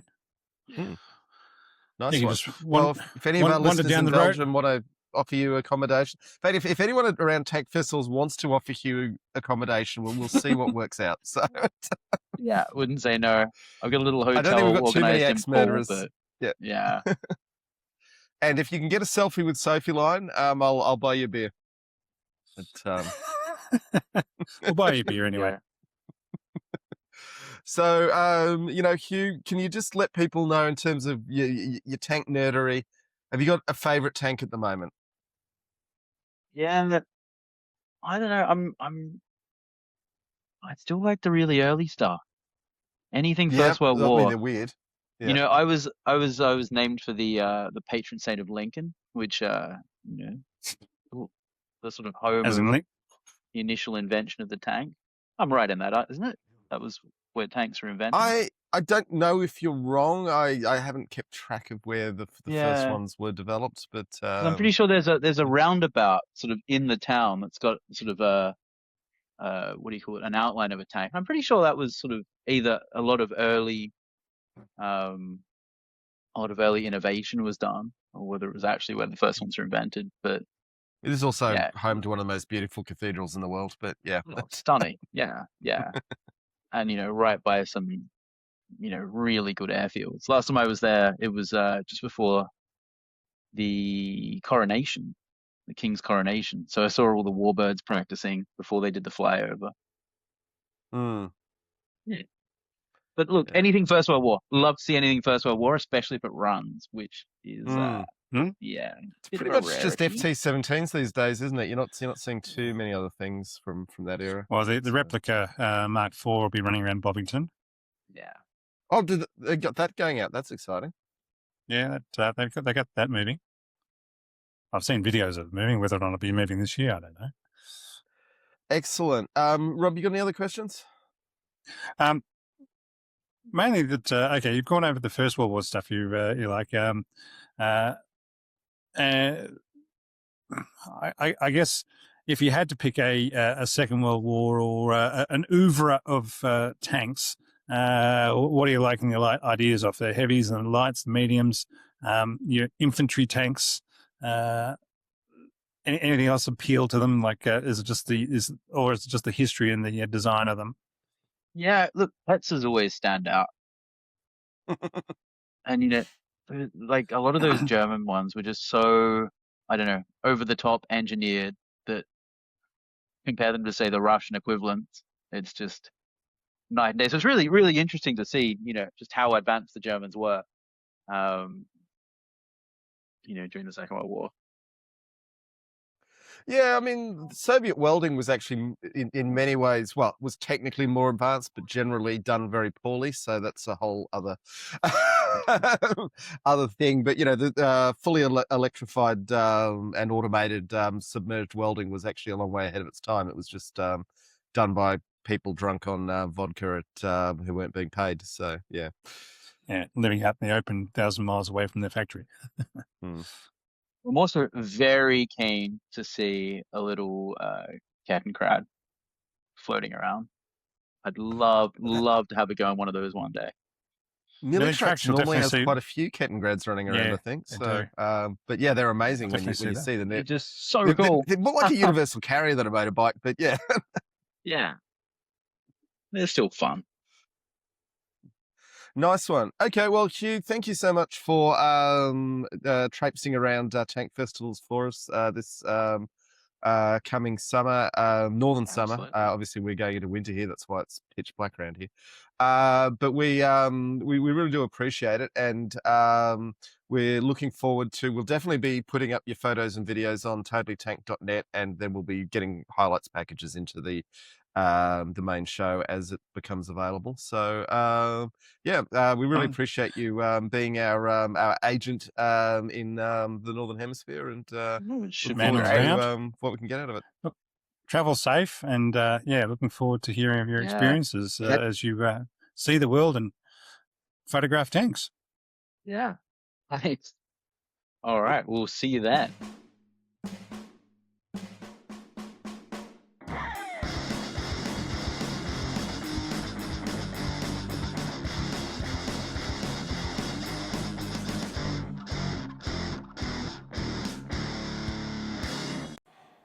So we are back, and that means, Rob, it is time for beer review. Now, look, I just want to say thank you to Hugh for talking to us, and look out for him if you're going to any of the Northern Hemisphere tank things, and say good day. And, We have loaded them up with, a couple of $1,000s worth of camera and recording gear, so we're hoping we get something out of this. But it's second-hand gear. It's not.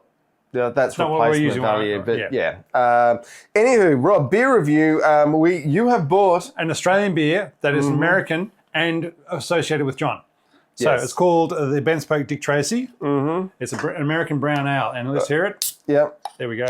There's the can for you. So it is brown, dark.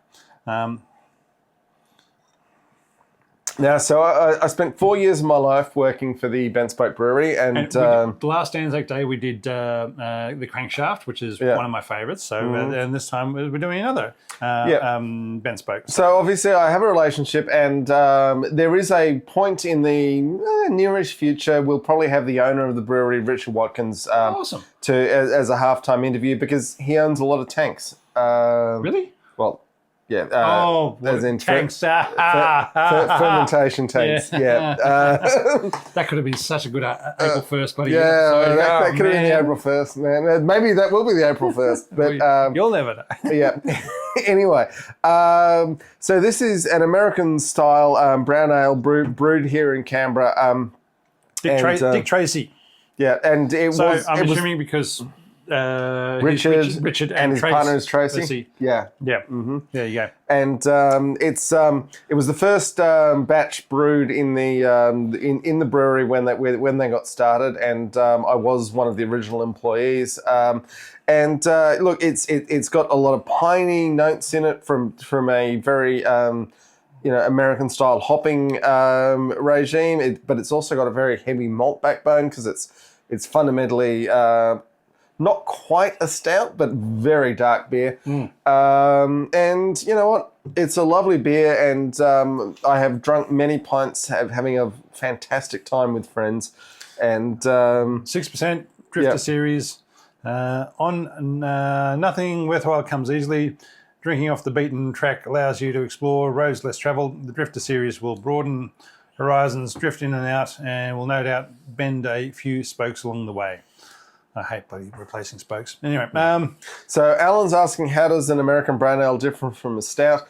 Slightly lower malt backbone and slightly higher hopping profile would be how you'd describe an ABA versus a stout. But this is a very dark brown ale, which is fine. But it's hopped like a West Coast IPA. Would probably be how I'd try to land it, and Richard might have a totally different view, but we will get him on the show to talk about these things. Yes, as we said in the last segment, tanks and brewing have always had a lot of adjacency in this podcast, and here we go. Yeah. All right, Rob, is this the time to talk about the patrons? Yes. All right. Our lovely Patreons. Okay, the artists of a tier, they get their interview early and the ad-free video and audio of the show. And here they are.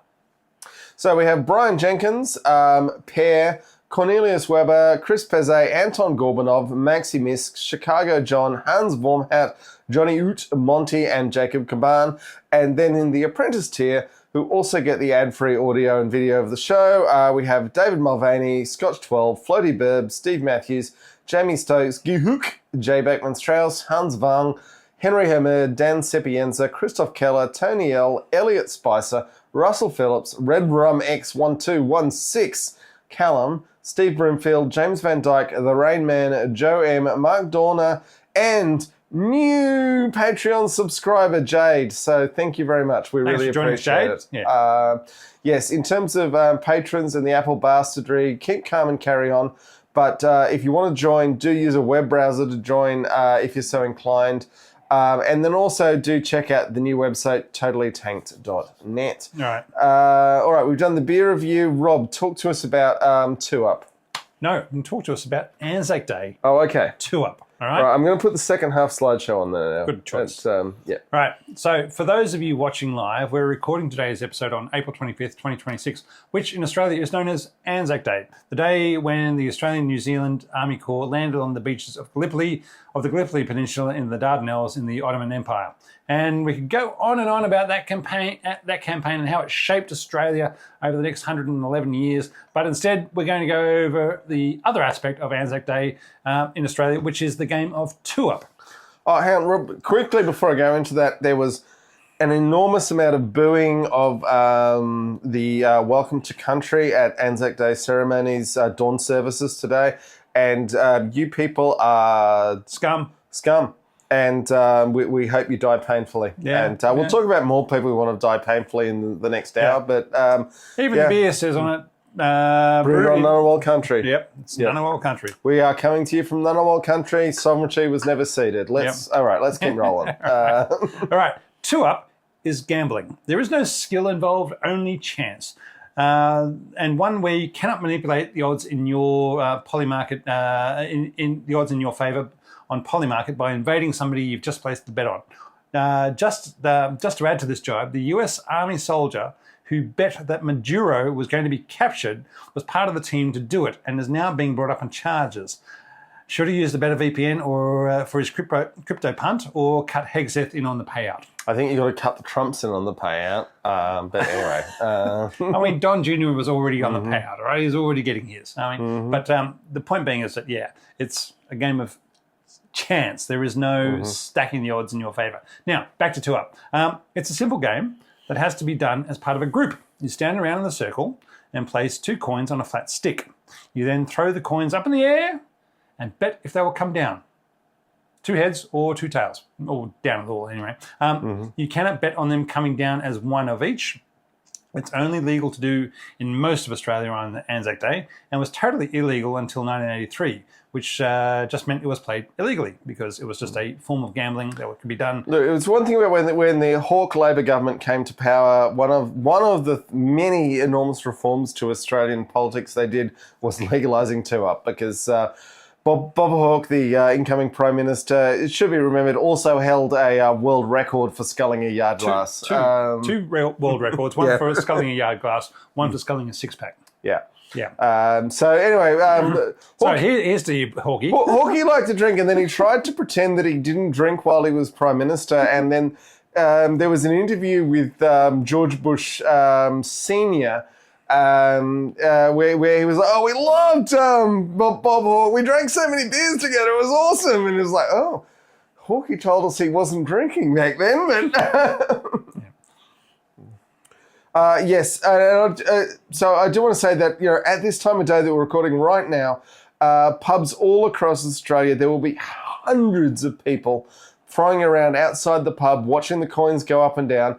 And having been forced to run the 2 Up once in my brewery days, it's terrifying how much folding money is being staked around the coin toss, and I'm supposedly responsible for it, but everyone takes care of themselves, and it all works out in the end. All right, so the way 2 Up works, the boxer or ring keeper runs the game standing in the middle and handing the flat stick called the kip to the person who is invited to throw the coins, who is called the spinner, which is where we get the phrase, "come in, spinner." The spinner that must throw the coins at least 3 metres up, and the coins must land within the designated ring. If they come up 2 heads, the spinner gets another go. If they come up 2 tails, the kip passes to the next person. If they come up one of each, called odds, the spinner gets another go, but will be expected to stand down if they keep throwing odds. There is no house, even though it's now run by clubs who will take their share. Clubs and pubs, but yeah. Clubs and pubs. And you bet with the other people in the circle. As with anything in life, there are more complexities and rules to it, and trying to play after a few beers makes it quite a quick way to lose money, which is what happened to me the few times I've given it a go. There are things with the spinner getting a pot of money each time they throw heads, with the goal to throw 3 heads in a row, and that the person who takes the bet that it will come up tails holds the money. I'm ashamed to say that that is the length of my knowledge of Tuup, and I'm sure there are some proper shrines around that will let us know what I've missed. And now for something else. Because the other thing about Anzac Day is that we need to talk about Australia's fighting spirit. And a lot of that fighting spirit comes from this other thing that we have. It's called Bundaberg rum. It's called rum, all right? So we're going to... I found this bottle in the cupboard, and it had maybe half a shot each. So I thought, look, you know what? This is Australia's fighting drink. I'm going to tell a story. In the early 1990s, I found myself in Edinburgh for Hogmanay, and I brought a bottle of Bundaberg rum overproof, which is about 60% alcohol, as my contribution to the party. And immediately, because Scots being Scots, someone poured a pint of it and handed it to the host, and we all started singing, Get It Down, You Zulu Warrior. And he dutifully sculled that pint of overproof rum. And then, because we were particularly unpleasant people, someone called his mother and put him on the phone. And I'll be calling the hospital because that's where he needs to go. All right. So anyway, we had a fantastic Hogmanay, but right, anyway, so here's... we're going to talk about the rum in Australian culture, right? Rum is the Australian fighting drink, right? This is what you give your troops. This is what they drink. The assault on Bardia, we gave them a quart of rum before they captured... 6,000 Australians captured 25,000 Italians with a quart of rum in each of them. When we rioted through Cairo, I'm sure there was plenty of rum going around there as well, which is why we got kicked out of the country for the next 20 years. I mean, and I found this bottle in the cupboard, and it probably hasn't been drunk for the last 30 years or something like that, because I found it in another cupboard before I brought it home. Okay. So anyway, here is to the famous Bundaberg rum, to Anzac Day, to all those who have passed and all those who have served. Here we go. All right. I don't need to do it in a shot. I'm just going to drink it. So anyway. I'm knocking it down. Here we go. All right, we're going to knock it. All right, here we go. I mean, it's not even OP, and Jesus! Whoa!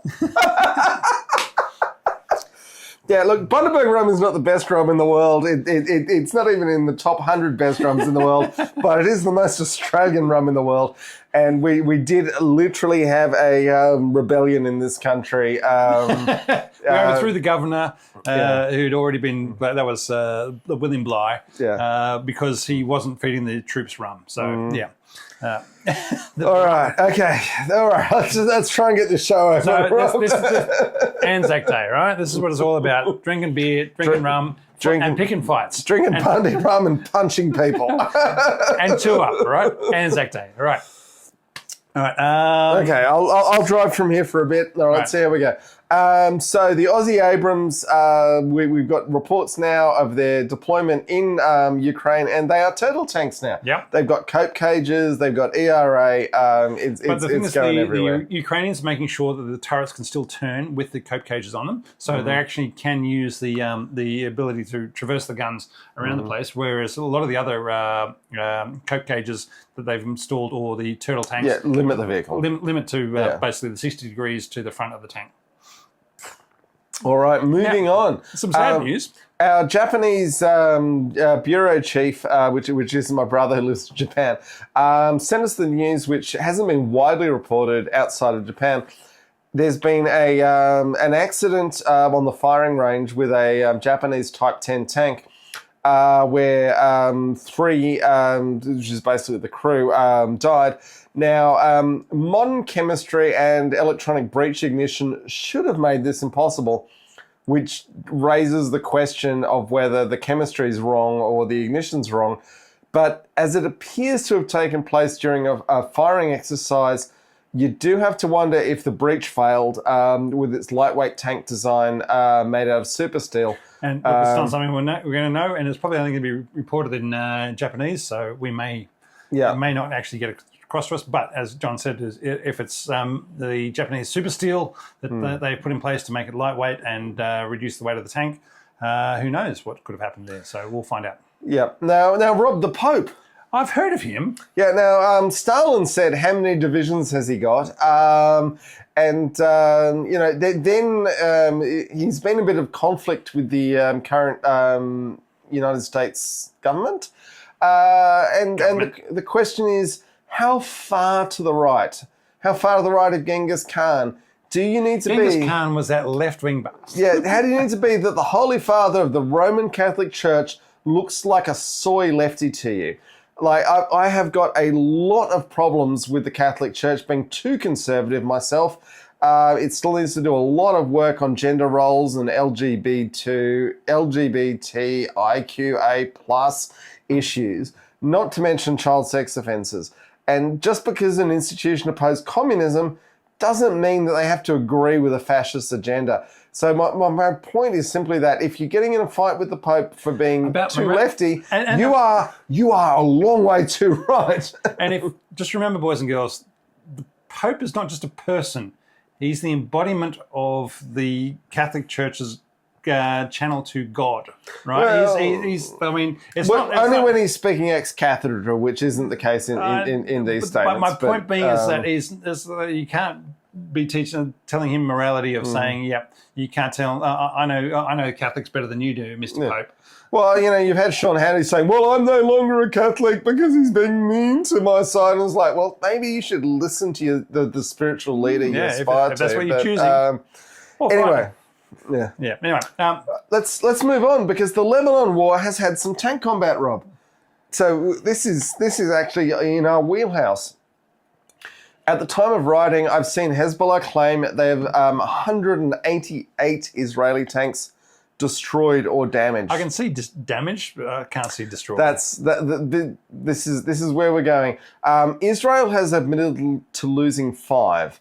These numbers seem very far apart, and given the unremitting lies of the Israelis, some observers lean towards Hezbollah's tally. I wouldn't, just because they've got an incentive to up the numbers. But even if you're not trying to up the numbers, this is my point. On this, I've got a contrary view, which is firstly that damaged is doing a lot of heavy lifting in that number. It would appear to represent more times we fired heavy weapons at something we thought was a tank, which brings us to not everything you think is a tank at 5,000 meters is actually a tank. And sometimes a nasty looking rock can be claimed as a great number of tank kills, even by very professional armies. And then you've got destroyed tanks acting as missile magnets and being claimed numerous times. And throw into that, we fired at the tank, and when the smoke cleared, it was gone, which can just be that it withdrew, after a near miss, or that it withdrew after superficial damage. As tanks tend to disappear when the anti-tank missiles are sleeting into their positions. And what I'm saying here is that while 188 versus 5 sounds like a major discrepancy, it's not too far off what you'd expect in the confusion of war, particularly when you remember that it's not comparing apples to oranges, because Hezbollah's claiming damaged and the Israelis are reporting destroyed. Hezbollah appears to be fighting hard in good order in southern Lebanon, despite Israel's efforts to commit crimes against humanity there. And international law of invading a sovereign nation. And before people get their undies in a bunch about my words, the attempted forced depopulation of southern Lebanon by Israel is a crime against humanity under Section 7 of the Statute of Rome, and we will not be taking questions on that. All right, Rob, what's next? Just quickly on the Iran war, is it under-remarked on that for the first time since the Second World War, the US has managed to find not one single ally willing to get involved. Usually Australia, or at least Micronesia, can get its arm twisted, but this one is such an illegal act of self-harm that they've only got Israel, who are less of an ally and more the reason the US got into this mess in the first place. So the US is just really looking to say, but you're all supposed to follow me. Look, I went in, and everybody else has to come in with me because I'm the boss, and that's not happening. And look, I think they're finding out that if you be mean to everybody all the time, they don't necessarily have to follow you. But also, when you start an illegal war of choice, that is a totally different thing from any other defensive arrangement other people have got. So, just breaking news today, we've heard that the US is reviewing the status of the Falklands as punishment for the UK not supporting the madness of the God Emperor. which does mean that they are cooking up something awful for Australia too. Although that probably just means they'll make us go through with the AUKUS deal, which is the worst deal this country's ever entered into because it was done by Scott Morrison, the stupidest prime minister this country's ever had. I do love the symbology of stripping the anti-fascist United Kingdom of people and territory to prop up the fascist Argentine government under Javier Milei. All right, Rob, you got some more beer for us here. Which one do you want? I'll go the VB. There you go. All right. All right. While we're talking about beers and stuff, I also found, when I was finding the Bundaberg rum in the cupboard with only that 2 shots in it, I also found a little bottle of port from my graduation of ADFA back in 1994. And it's still sealed. It's still there. And I was going, one day I will... I'm not drinking the shot of port right now, I'll tell you that. This one is fun because this one's it's a clay bottle, but this one is actually designed to be a refill of the crystal decanter that I bought at the time. So between high school, ADFA and RMC, which is... I've got a lot of port sitting in the cupboard, and I've been having it over the years, but I just thought I'd just pull this one out because it was in the cupboard. It's got a wax seal on it. It's a porcelain thing, and it says Class of 1994, Royal Military Academy. Australian. It's ADFA, the Australian Defence Force Academy. I mean, I'll bring an RMC one next time. So just for the 1995 thing, and then maybe one of our high school ones. But I thought, look, I'm just going to throw them in because I like port, but. Don't drink. Obviously, I haven't drink enough of it. Don't drink enough of it because I've still got this one from 1994. Anyway, let's move on. Rob, Haaretz, which is an Israeli news outlet, has reported today that Benjamin Netanyahu has had prostate cancer. Yay! Oh, noes. Sadly, he's been treated successfully. And I don't normally wish cancer on anyone, but I saw that video of the children in the field hospital burning to death, and if there's any justice in the world, that's how he will spend eternity. While my dog Orwell runs around him having a great time, I guess. But this is Anzac Day, Rob.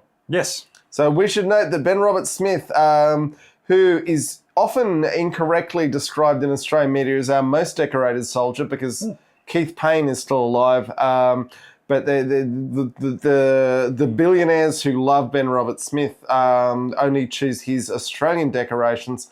And when Keith Payne won all his medals in Vietnam, he was mostly imperial decorations. Right. So, and the War Memorial, who is the final arbiter of these things, simply describes Ben Roberts-Smith as the most decorated Australian soldier in the Afghanistan War.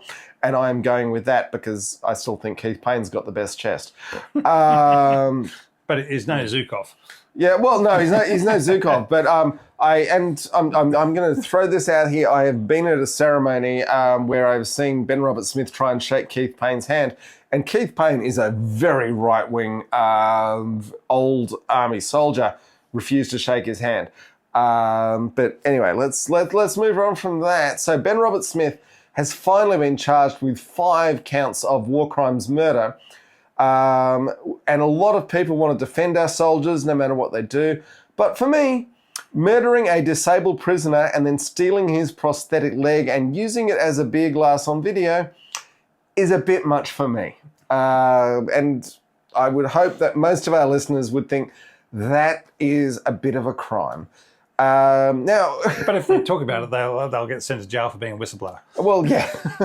But let's remember that 21 members of the Special Air Service Regiment have given evidence against Ben Roberts-Smith, and those brave soldiers deserve far more credit than this one war criminal who... Look, not taking away the fact that he did a lot of brave stuff, but the thing is, he's also done a lot of bad stuff, and both things can be true at once. Look, King George V put it in writing that even if someone was to hang for murder, they should be allowed to wear their Victoria Cross.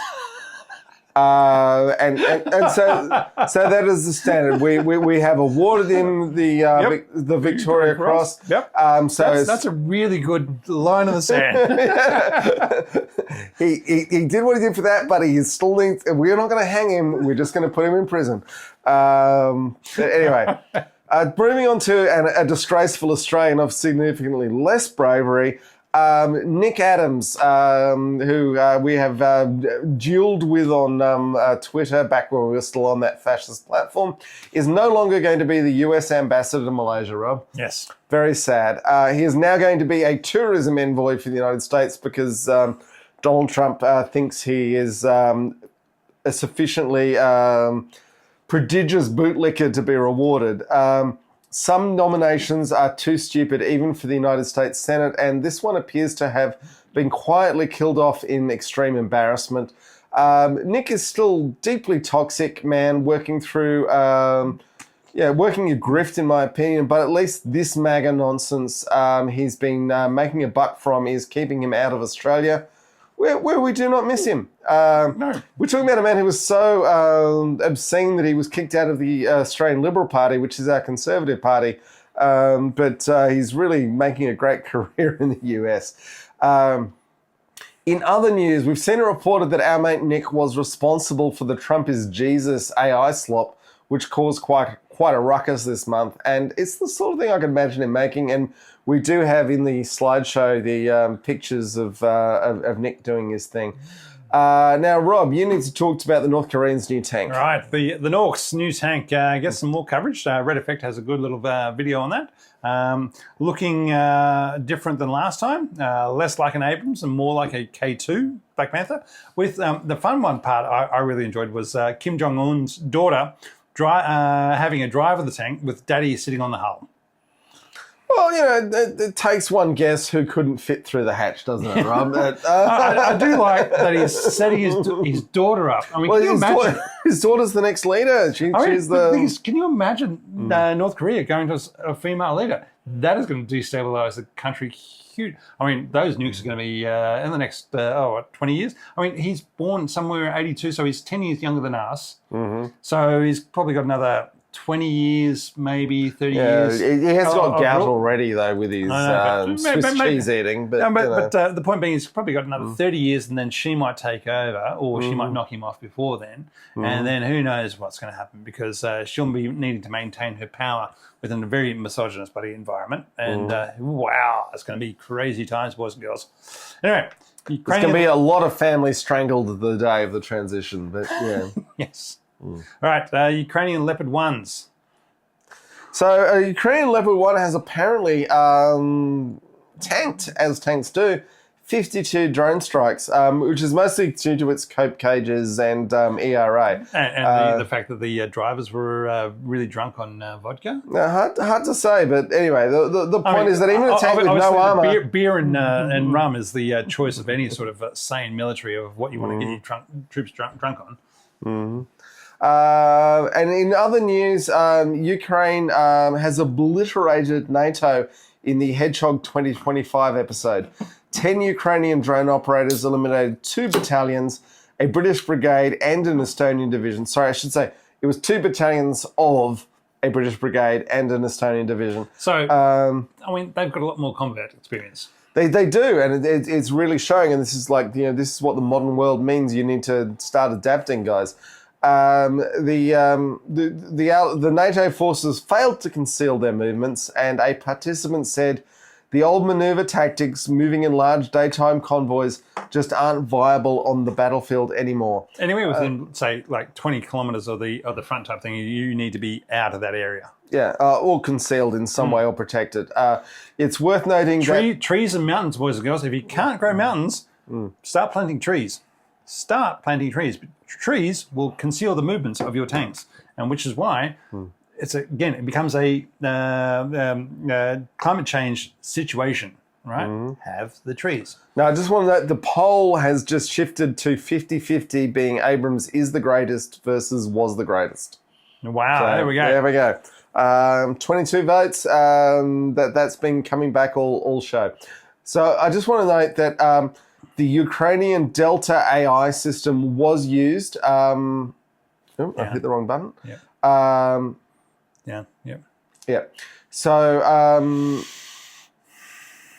he's lost his place. Now he has to dance and say rhubarb, rhubarb, rhubarb. Drink beer. Alan said at the Paris Union, French Marxist leaders, you train the Khmer Rouge at the Four Seasons Hotel. Also, John Patton said about, deal with that, Alan. So Delta AI, which is the Ukrainian system for gathering intelligence and coordinating the drones, drove this thing. So it's not just the drones, it's the data synthesis and the system driving that. But while we're on the subject of Ukraine, things appear to be going better on the battlefield for them than they have in a while, although the Russians could just be waiting for the mud to dry out and fighting season to really begin. But worryingly, we're seeing fully autonomous, unmanned vehicles taking and holding ground. Uncrewed vehicles, John. Sorry, I'm sorry, Rob. I failed to be politically correct. Yes. Anyway, but they uncrewed vehicles are taking and holding ground, and I just want to talk about how this is a very bad thing for us ordinary people. In the past, oppressive oligarchs relied on humans to enforce their will on the population. This could be managed with propaganda and indoctrination. So every time someone tells you to hate blue-haired girls with tattoos and piercings, or inducing economic precarity while giving the security services some level of housing and food security, or in the case of the British Empire, shipping troops from region to region, say moving Indians to Fiji and Fijians to the Middle East. But soon the billionaires will be able to deploy legions of murderbots to put down local populations. Murderbot, good series. Yeah, good series. Yeah. Populations opposed to data centers stealing all their power and water. And in the past, there was a chance the troops would turn on their masters, but probably not with the bots. Well, it depends how easily you can hack them. You won't hack them twice. And if they did turn on their makers, we would have quite another problem on our hands with the AIs. I don't think we're going to look back fondly on this moment, for all that it's great that Ukraine's being able to use these systems to do some stuff. I mean, they're using a lot of the, they're putting forward the drones, the ground-based drones with tracks, and they'll usually have one controlled by a person, and then the other 3 or 4 drones that'll be rolling up behind with will be AI controlled, and that they'll just be following the one in front. So yes, they'll have a heavy machine gun mounted on the back of these things. They can go in and they can sort out go into the trenches and start shooting up the orcs, the Russians, and sorting them out. The other aspect that they've got for them is they use them for casualty evacuation. So if one of their own soldiers get shot in the trenches, rather than sending a vehicle forward and having 2 people in the vehicle and somebody having to stabilize the person that's been shot, is that they can stabilize them in the trenches, throw them on the back of a drone, a tracked drone, and that tracked drone will then drive them back to a secure area where they can be shipped back to a hospital to get treatment, and that way that casualty evacuation does not become another target for the people who are the doctors or the medics, whatever else, who are looking after that person who's been shot. So there are good uses for them and bad uses for them, I guess. But anyway, There we go. Anyway, but one thing coming out of Ukraine that did make me smile was the new... Quickly, Rob, just want to thank History of Everything's just dropped us $30. So, hey, thanks, Chris. Yeah. All right, well, we'll be buying you a beer the next... some more beers in the next Brumbies game. Yeah. As long as we're winning and you don't make us lose again. All right. All right. One thing that coming out of Ukraine that did make me smile was the new frontline fashion choice of tactical cat ears. Yes. When your world is living in the trenches during war, whatever can keep you going is worthwhile, even if it's just a pair of camo cat ears that you can stick to the top of your helmet. And when when the video came out on April 1st, I thought, seriously, is this a joke? But no, it's just the presenter. I can't remember who it was. I think it was. Can't remember who it was, but anyway, It was a video about it, and they said, look, well, I'm bringing it out because it's not my normal content, but I want to bring it out, and because it's important.